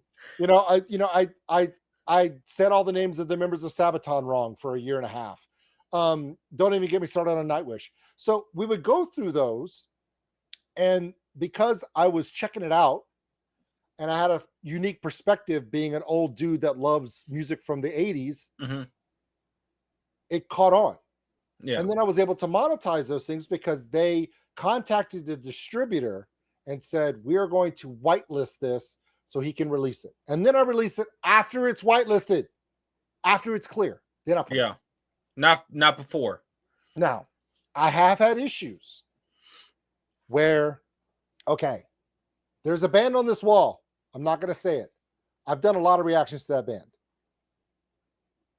A year ago, they signed with a new distributor that was a major distributor, global, one of the biggest distributors in the world. Part of the distribution deal was the distributor was going to control all copyrights of all the material. Mm. So I got an email from the label going, hey, Old School Nerd, the band loves your reactions. Like they look for, That's they cool. watched them with us. They That's cool. watched you. I'm like, fuck, awesome. That's crazy. If you ever want to go to a show, let us know which town they're coming to. We'll make sure you have passes. Thank you for helping support this band and get there. They're going to record in the US because of people like you. I'm like, fuck yeah. And then you're like, but we can't release any more of your reactions to any further works because they signed with this distributor. It's what's best for the band going forward. But part of the deal is we can't. So please don't ask. So I know people on YouTube that would literally go to war for this. They'd make a bunch of videos. I'm being screwed out of my money. Blah, blah, blah, blah, blah, blah, blah, blah. You fucked up, bro. Because that band getting bigger considers you one of the originals that got them there. And last time I checked, every time you do a reaction to them, you get 50 to 200 new subscribers, 5,000 views. That's new eyes on your channel for nothing. Okay, so you don't make $5 off of that reaction. It grew your channel. Do you really give a shit? That is a 100,000 subscriber plate. You have a couple of those yourself. That is 30% thank you to Five Finger Death Punch. 30,000 subscribers on my channel are from that one fucking video. That's nuts. That has never been monetized. 2.5 million views, not a fucking penny, but it created my audience. Dude, that's what it is. Dude, like if people just understood like the chess game, right? And not like beat their chest like this is my like let's just chill. We got to play nice with all of this. You know, and I feel like just that interaction of like you owe me or something like that with like I'm about to get soapboxy here and I'm not trying to. What? You too? Yeah, I feel like the bands love the promotion. The management obviously loves the promotion. Especially if you're funny. Yeah. Oh, my stupid shit. Oh my God, they laugh their asses off. And then you have to look at the shot callers that tier above, right? Like you said, and those are the people, like the guys, like you said, with the contracts. And a lot of those guys are like, that's promotion. We're not. Now it depends. Okay, this goes back to, okay, it's the poor guy that's losing his channel because he's getting his third copyright strike on Kendrick Lamar. Mm-hmm. Motherfucker, why are you reacting to Kendrick Lamar? It is rap. He is the Grammy winner for Artist of the Year. It's like doing a reaction to Madonna. What the fuck are you doing? Yeah, your reaction means nothing. You can't even say, well, I'm doing this reaction to help benefit and support Kendrick Lamar. Yeah, like, no, dude, you're using his name to get clicks. Yeah. There's no other way around that. He doesn't need you. So if I'm doing mid-major metal bands that are trying to find their audience globally, it is a symbiotic relationship. Yes, facts. Yep. There are two bands that I have done reactions to that are highly successful. Their fan bases love my channel. I've spoken to the bands and they love the channel. Can't do reactions to them at all anymore because of who they're signed with. Yep. They are signed to American distributors that will literally strike me. And even the band said, we love you. We don't want you to lose your channel. Yeah. There's a particular reaction channel that they have tried to shade everything. And I've contacted them and I said, look, guys, I love your channel. I have some success with copyrights, and you're having to shade everything and distort the music, and you're having to do all this stuff to try to hide it. That's not going to help. But if you'd like, I can get your copyrights cleared on these things. And they're like, no, man, we saw a video. We got a guy who's going to hook it up for us. We're going to shove all this shit down their mouth, man. They can't stop us, man. Copyright piracy. We live forever. Yep. They're not there anymore because these dickheads decide to do, number one, I'm now to a position where I can actually see YouTube channels do videos that I do. Mhm. They're doing them right like a couple days after they see me doing them. No problem. I was doing everything the tech was doing anyway, so No. I can't say shit. You have people that inspire you. Yeah. Learn. There is a Discord. Reaction channels that are huge. And me. We find Discord, we find reactors that are doing it the right way.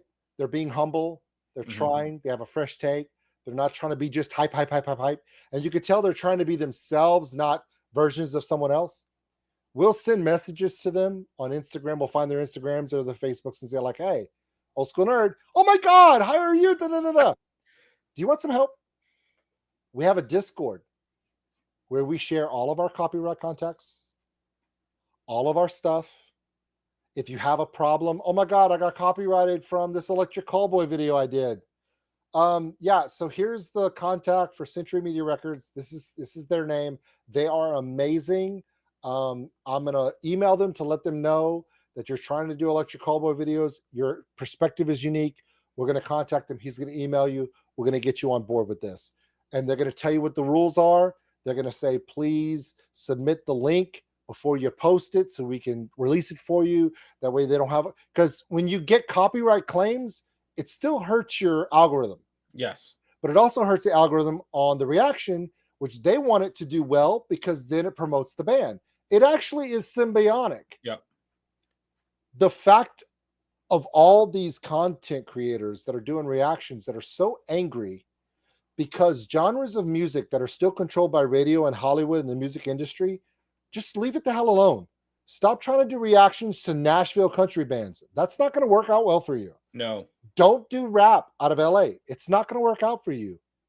But is it, and that's because like the old heads still control that, and it's like the old money, like the what is it, like they're still in 2005. Yeah. You know what happened? There are labels, and I'll list them because I love them and I don't mind telling them. Yeah. Napalm Records, Nuclear Blast Records, Arising Empire, Century Media, Sumerian, Earache. There's a bunch. All of those labels, around 2018, they all had a big meeting in Europe.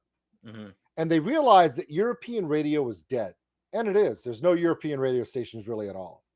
How do we get our music out and promote it without spending a ton of money? And one of the label people from their AR department, their marketing department, said, I have a crazy idea. Music reactions are huge on YouTube. It's some of the biggest content on YouTube. And people will react to our bands, promote our bands. There'll be thousands of views on our bands, and we won't have to pay them anything, I bet, if we just don't claim the copyright and let them keep their dollar per 1,000 views.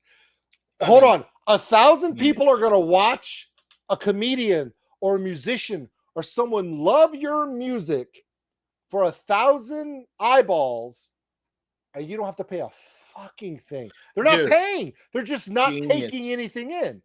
It was genius idea. Those labels are all doing it.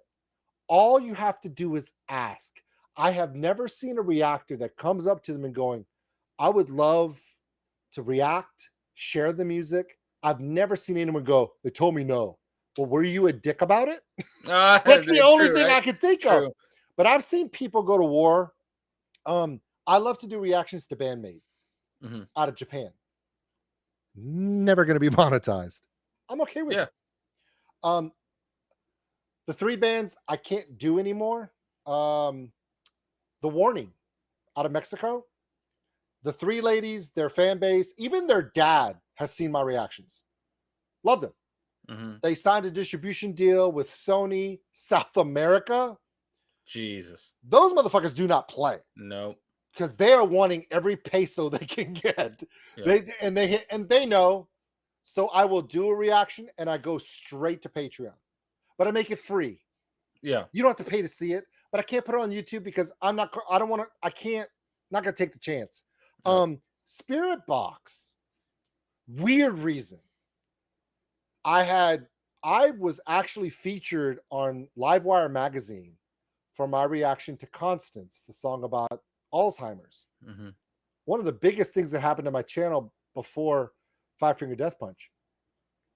And then they did a song called Circle in Me. Mm-hmm. And the song didn't sound like them. The video was one of those videos where on the lighted boxes with the LED light bars, and it was very cliche radio music. And I said that in the video. I said, I love them. I love what they did here musically. The musicianship is spot on. Courtney's vocals are awesome. This song and video just feels like somebody from a record label said, we need a single.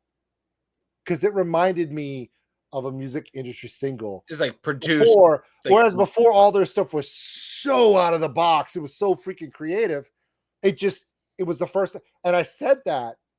And I got an email from a person at their distributor that said, if you ever do a reaction like that again, I will strike all the reactions you've ever done to them and you'll be gone. Jesus. Fair enough. Fuck you too. Yeah. I've never even looked. I have checked out Spirit Box on Twitch live in front of the stream. It will not touch YouTube. Why?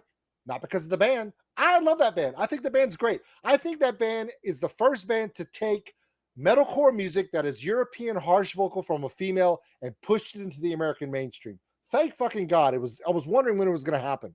So for Spirit, I'm totally great with them.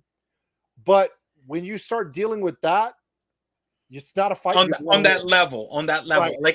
like past the people that are creating the music, and now it's at the part of the people that are moving the music. Yeah. And if you're going to be hit with that douchery, like you have to pick your fights, and sometimes it's just not worth it for one video. So I don't. Yeah. But I make my feelings known that I love the art, I love the band, I love their music. But the situation is not good for anyone, so I'm not gonna like the. I'm just gonna keep it to myself. The music. Yeah, I'm just not gonna get into that. Yeah. Baby metal, love me some baby metal. I'm shocked that I haven't been struck by baby metal for all the stuff I did back in 2020, because I did all their old shit. Mm-hmm. But because I didn't have a big channel, they didn't really care. They were just they play with his crayons. They copyrighted everything, but because I didn't appeal the dispute, they never legally. Because Japan don't fuck around either. No. But now Baby Metal signed with Capitol, which means they are under UMG. So their reactions, I'll film them and just put them on my Patreon. You cannot play that game because there's no reason to. It's not worth playing. No, I mean, I have plenty of content from music that I enjoy. I love metalcore. I love cultural music. I love music from around the world. Mm-hmm. The bands out of Australia are amazing. So my content I started reactions doing all the ones everyone did. Mm-hmm. Electric Callboy Hypa, Ginger Pisces, Lorna Shore, Hellfire, Slaughter to Prevail. Oh, I fucking got everything that everyone did. I did too to start. Everyone does. Yeah, it's like a path most traveled. The path, the introductory that everyone does, because everyone wants to see you do it. So you get them out of the way. But lately, I've been able to talk to other reactors that are just starting out, and I kind of stop them. Okay, before you start getting into stuff, I'm going to introduce you to the label of that band. Before you start making these reactions, would you like to make a little bit of money off the fact that because you're the first person to react to all 8 of the mega hits from Electric Callboy, before you do them, let me introduce you to Century Media. Let's introduce you as a new reactor. You're going to do them all. Everyone's going to love them. The Electric Callboy fan base is going to go nuts about the fact that you're a 45-year-old mom at home that loves gospel music. And this is going to be fucking fun. Yep. So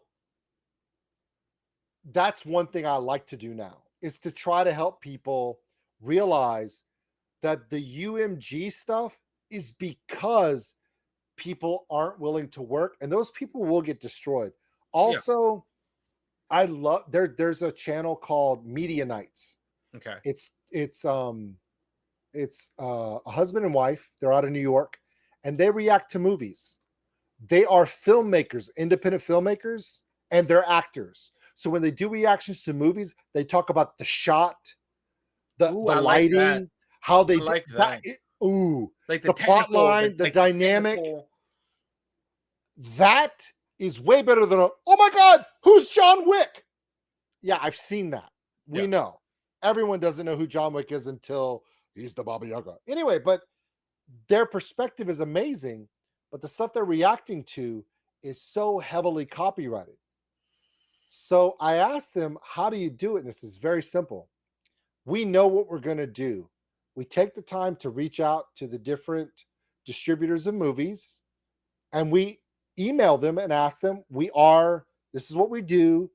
We edit everything down, and no kidding, they're like 90% of all of our content takes almost 2 months to come out because we will send it to them and they will tell us you've used too much, or you need to, this song part. Oh, wow. They're in it like that?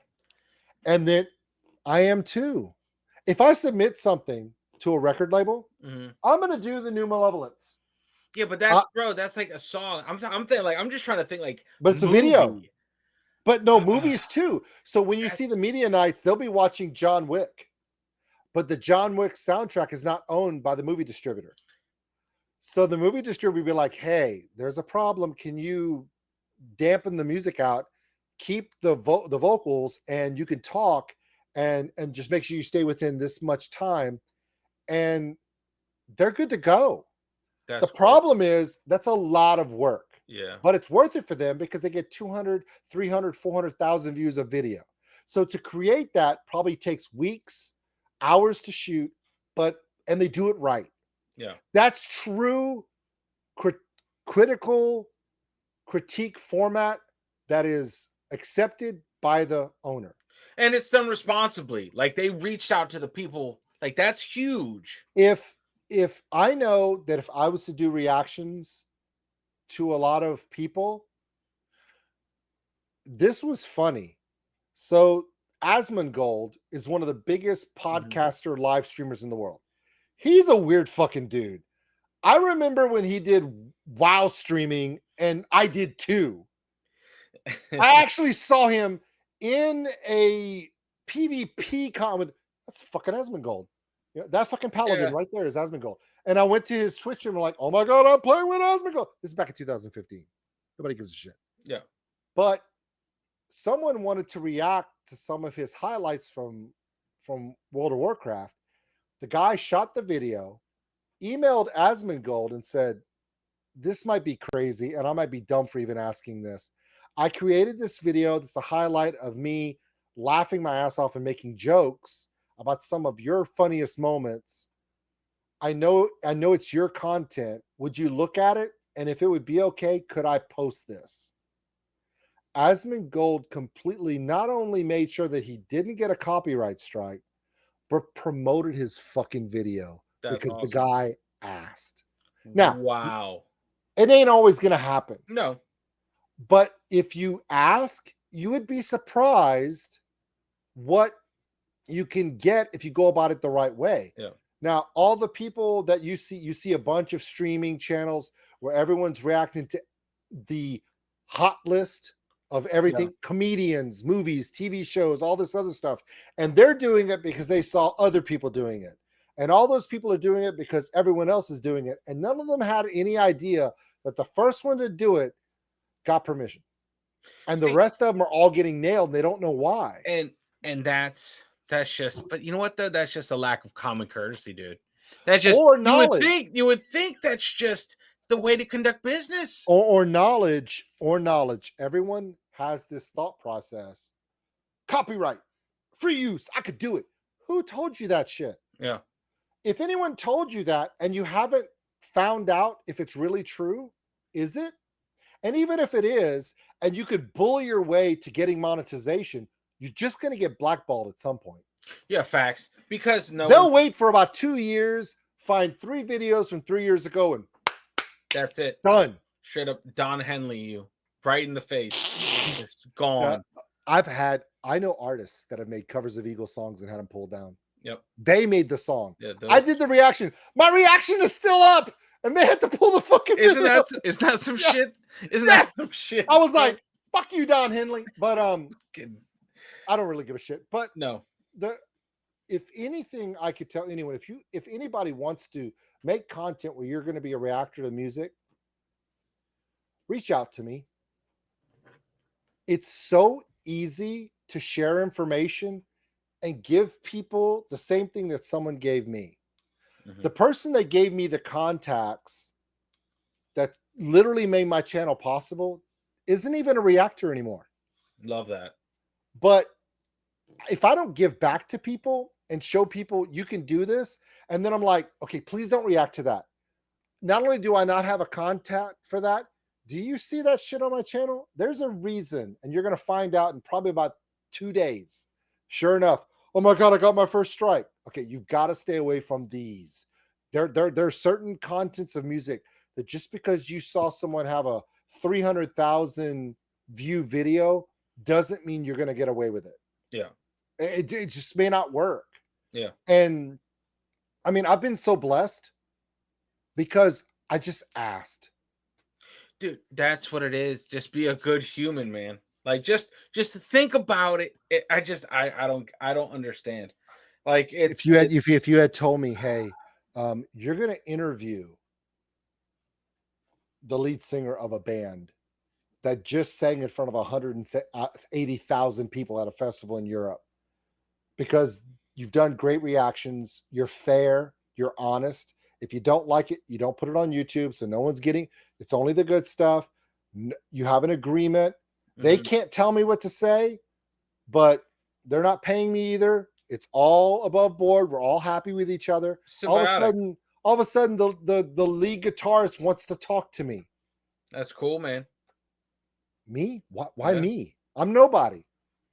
But you may. You never know.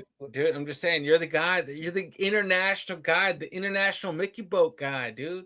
Like you Yeah. You Not exactly a highlight, bro. you crash presidents' houses and get in the middle. I mean, I was about to say that bitch. No, that amazing public servant had no idea I was there. Okay, what's next? All right, man. Well, let's listen. Let's transition into wrapping this up with some random topics. All right. Oh, I love random topics.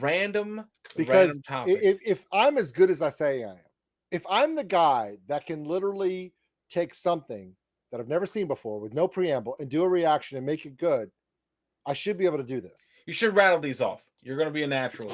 You're going to be a natural. I don't know if you want to hear the answer. All right. So let's do it like this. All right.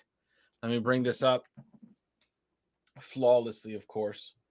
Everything's working smoothly. Honestly. Okay.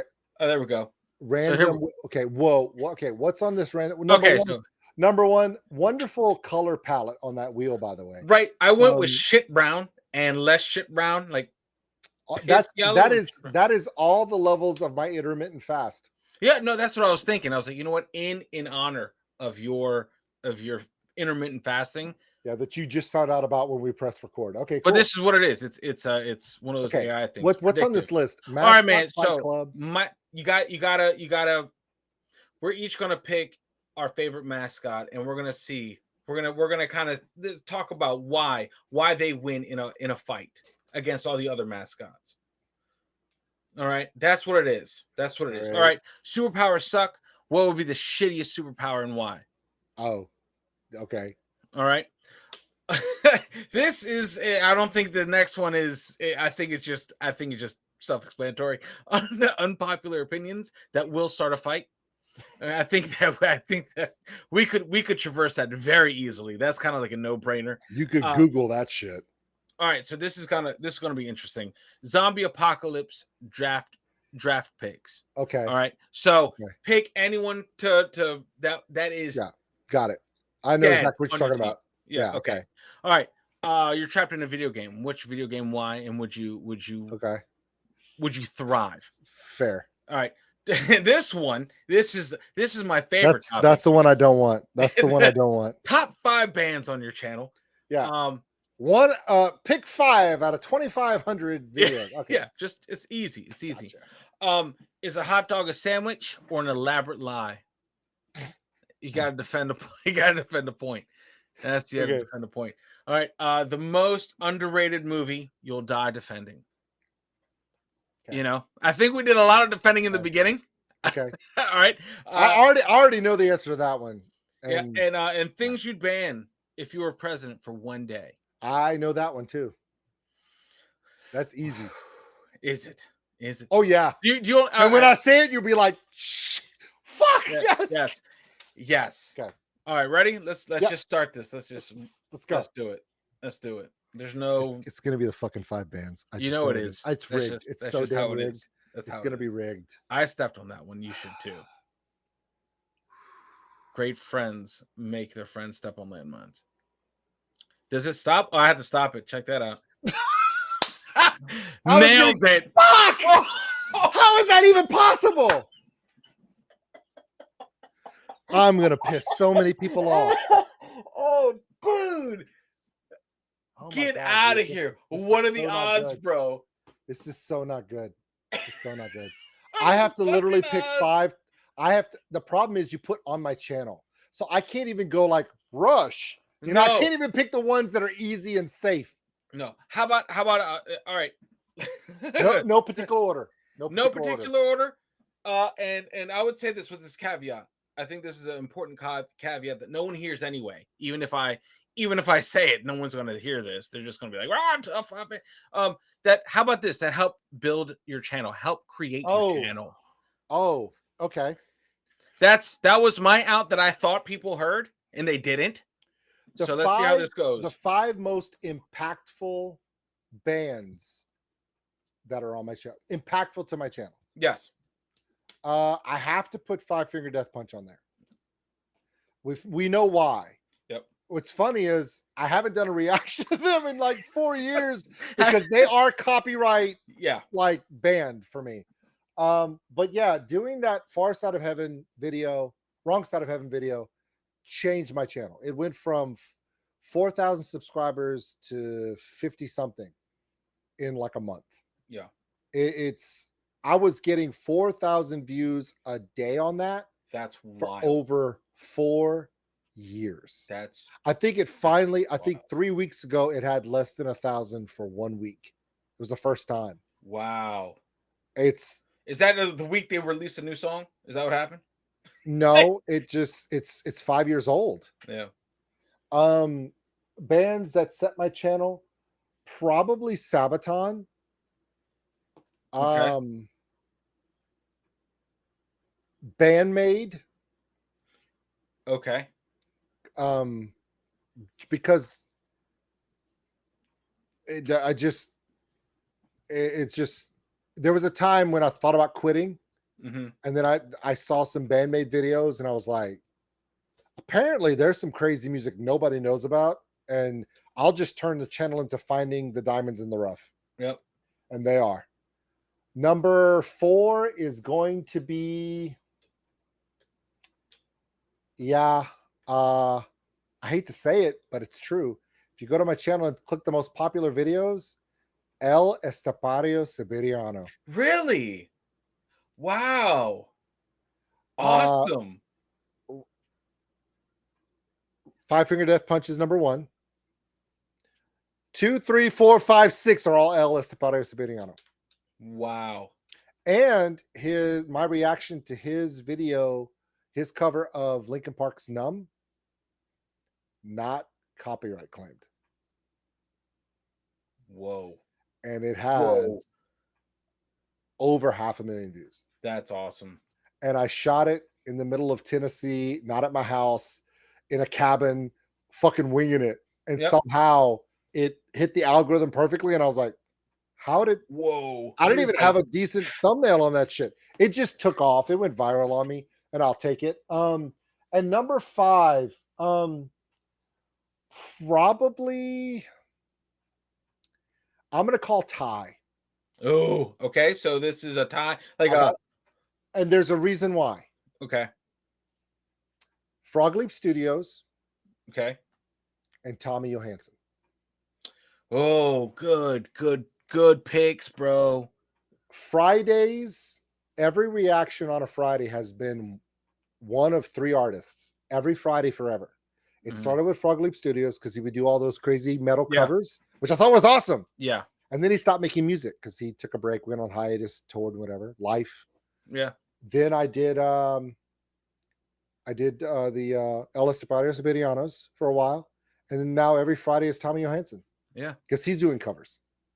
And but I can't pick a top 5 that I love the most.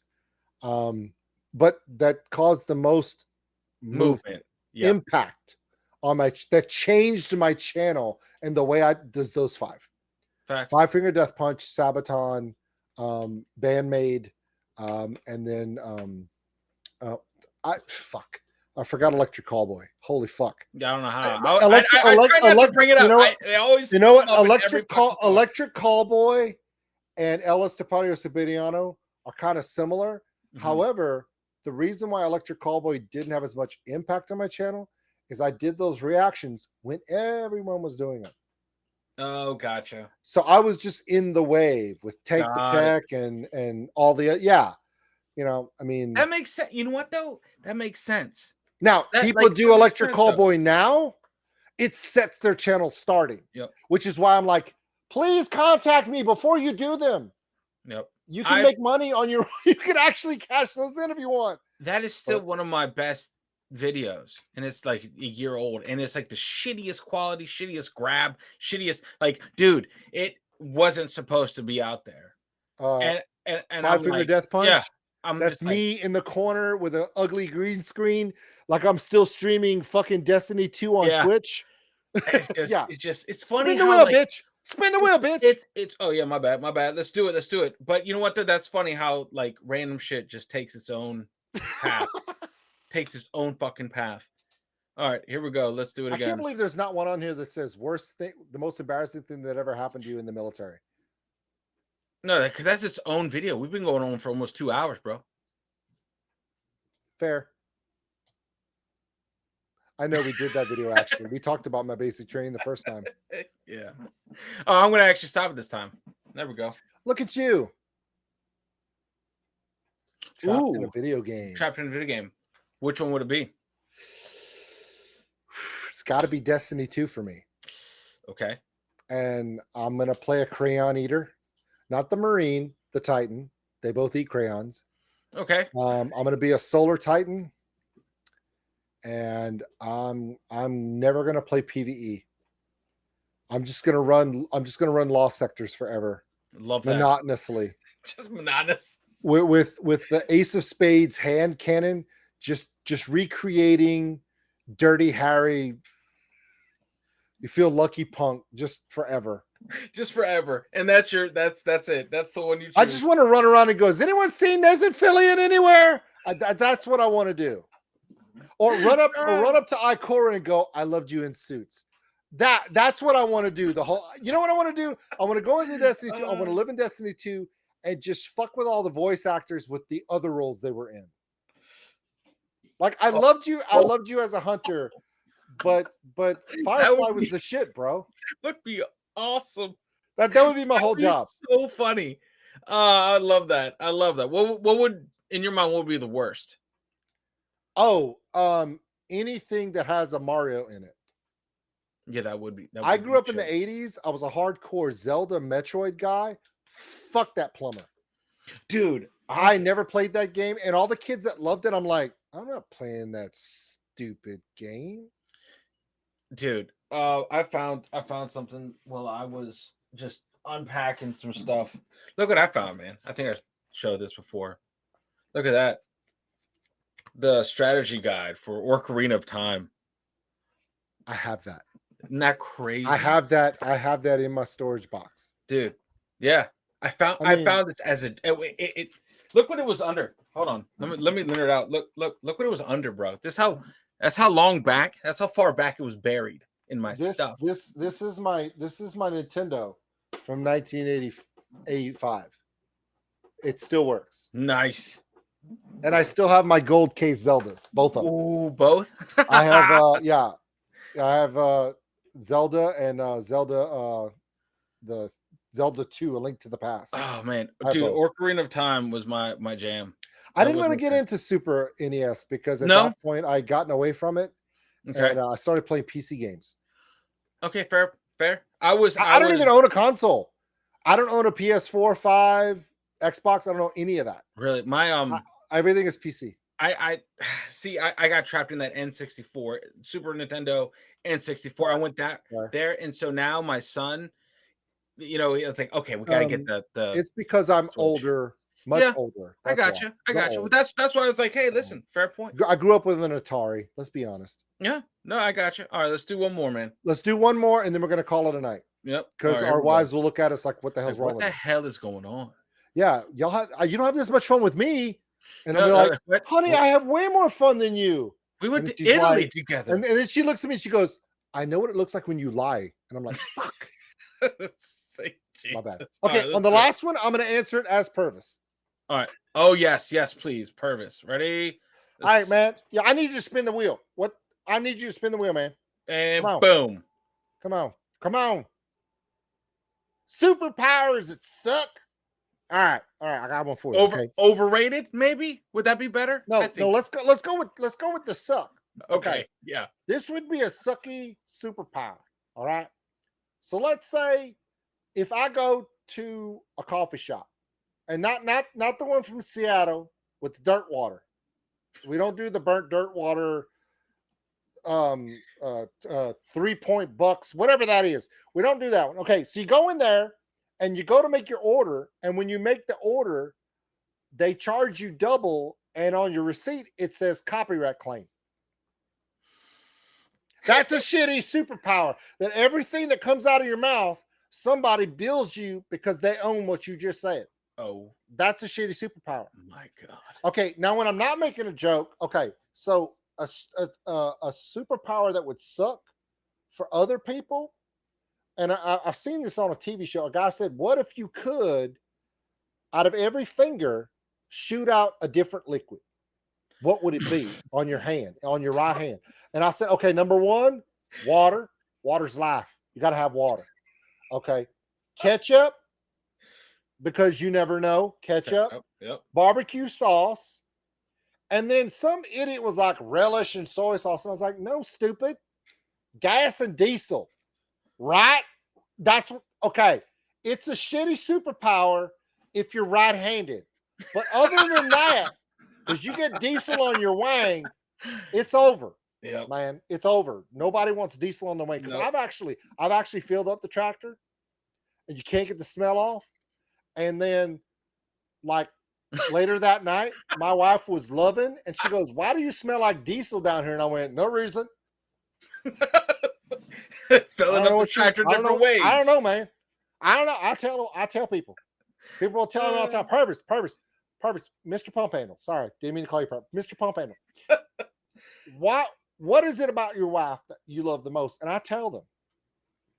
I tell them it's the fixins, man. You know, like it's the little things, you know. Some people say, like, I like the butt, I like the boobs. That's great, man. Every woman's got those. Okay. It's the in Tibet, the things that don't intangibles. That's it. The intangible. Yes. Okay. Love that Disney movie. It's the fixins, man. Yep. Like you go for a steak, but does it have a good roll with it? Right. Does she make you laugh? Right. Does she get your jokes? Does she put up with your bullshit? Does she ask you to do stuff you don't want to do on a regular basis? Or does she give you your free time? Everything else don't matter if you have the fixins, man. A steak is a steak, but a steak with fixins is a meal. A woman is a woman, but a woman with fixins, that's a steak with a roll. That's a lifetime, man. That's a marriage. Love that. Well, thank you for breaking that down, man. Love that. Right after this, I have to take this hat off, go to my regular voice, and go apologize off camera. Yeah. Because her ass just walked out and went, she knows where you sleep. Oh man. no, that's not the joke. The joke actually comes from my daughter. My 16-year-old goes, Dad, you might want to watch it. You know, she will kink your CPAP hose. And she does this. Oh. And my wife's eyes light up a little bit too much. And I'm like, Yeah. Yeah. so anyway, thank you for sharing man. 2 whole hours. Bro. Thank you for doing a 1-hour podcast for 2 hours. That was fun. Dude, we do it. It's like a just a twofer, you know? Yeah, cut it up. Just cut it up. And You're gonna see it. It's gonna be everywhere. You're gonna be like, oh my just god. edit it up, and you can actually make little snippets. We can go to all the different things that I rambled about. You can make a story. The story about the time that Old School Nerd almost went to Italian Navy jail. What the fuck does that mean? That's And you can literally make the thumbnail with me doing this. yeah. Mickey boat. Mickey boat. You know, so God. yeah. So Yeah, man. I love you, brother. Thank you so man. much for everything you do. Remember, Dude. Stay away from the 3 things, man. Stay away from politics, stay away from religion, stay away from sex, and everything will be okay. There you go.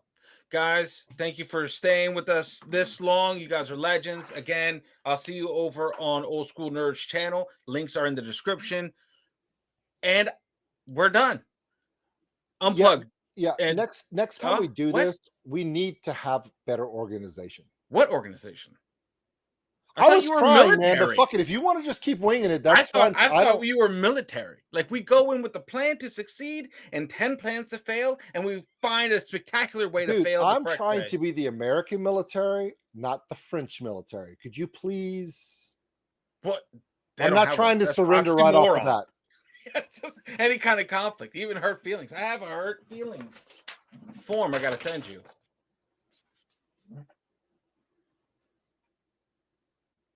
I need that scanned and emailed immediately. I got you. I would take mine to work tomorrow. But look, because that is literally getting printed 50 and there's gonna be a stack on my desk. Dude, my one of my sergeants gave me this when I was he was like, what? Private? Here you go. That's so damn genius. I am keeping this. All right. Listen, much stuff, guys. Unplug, do something legendary. And I'll see you guys in the next video and over on Old School Nerds channel. Later. Okay. Come on by.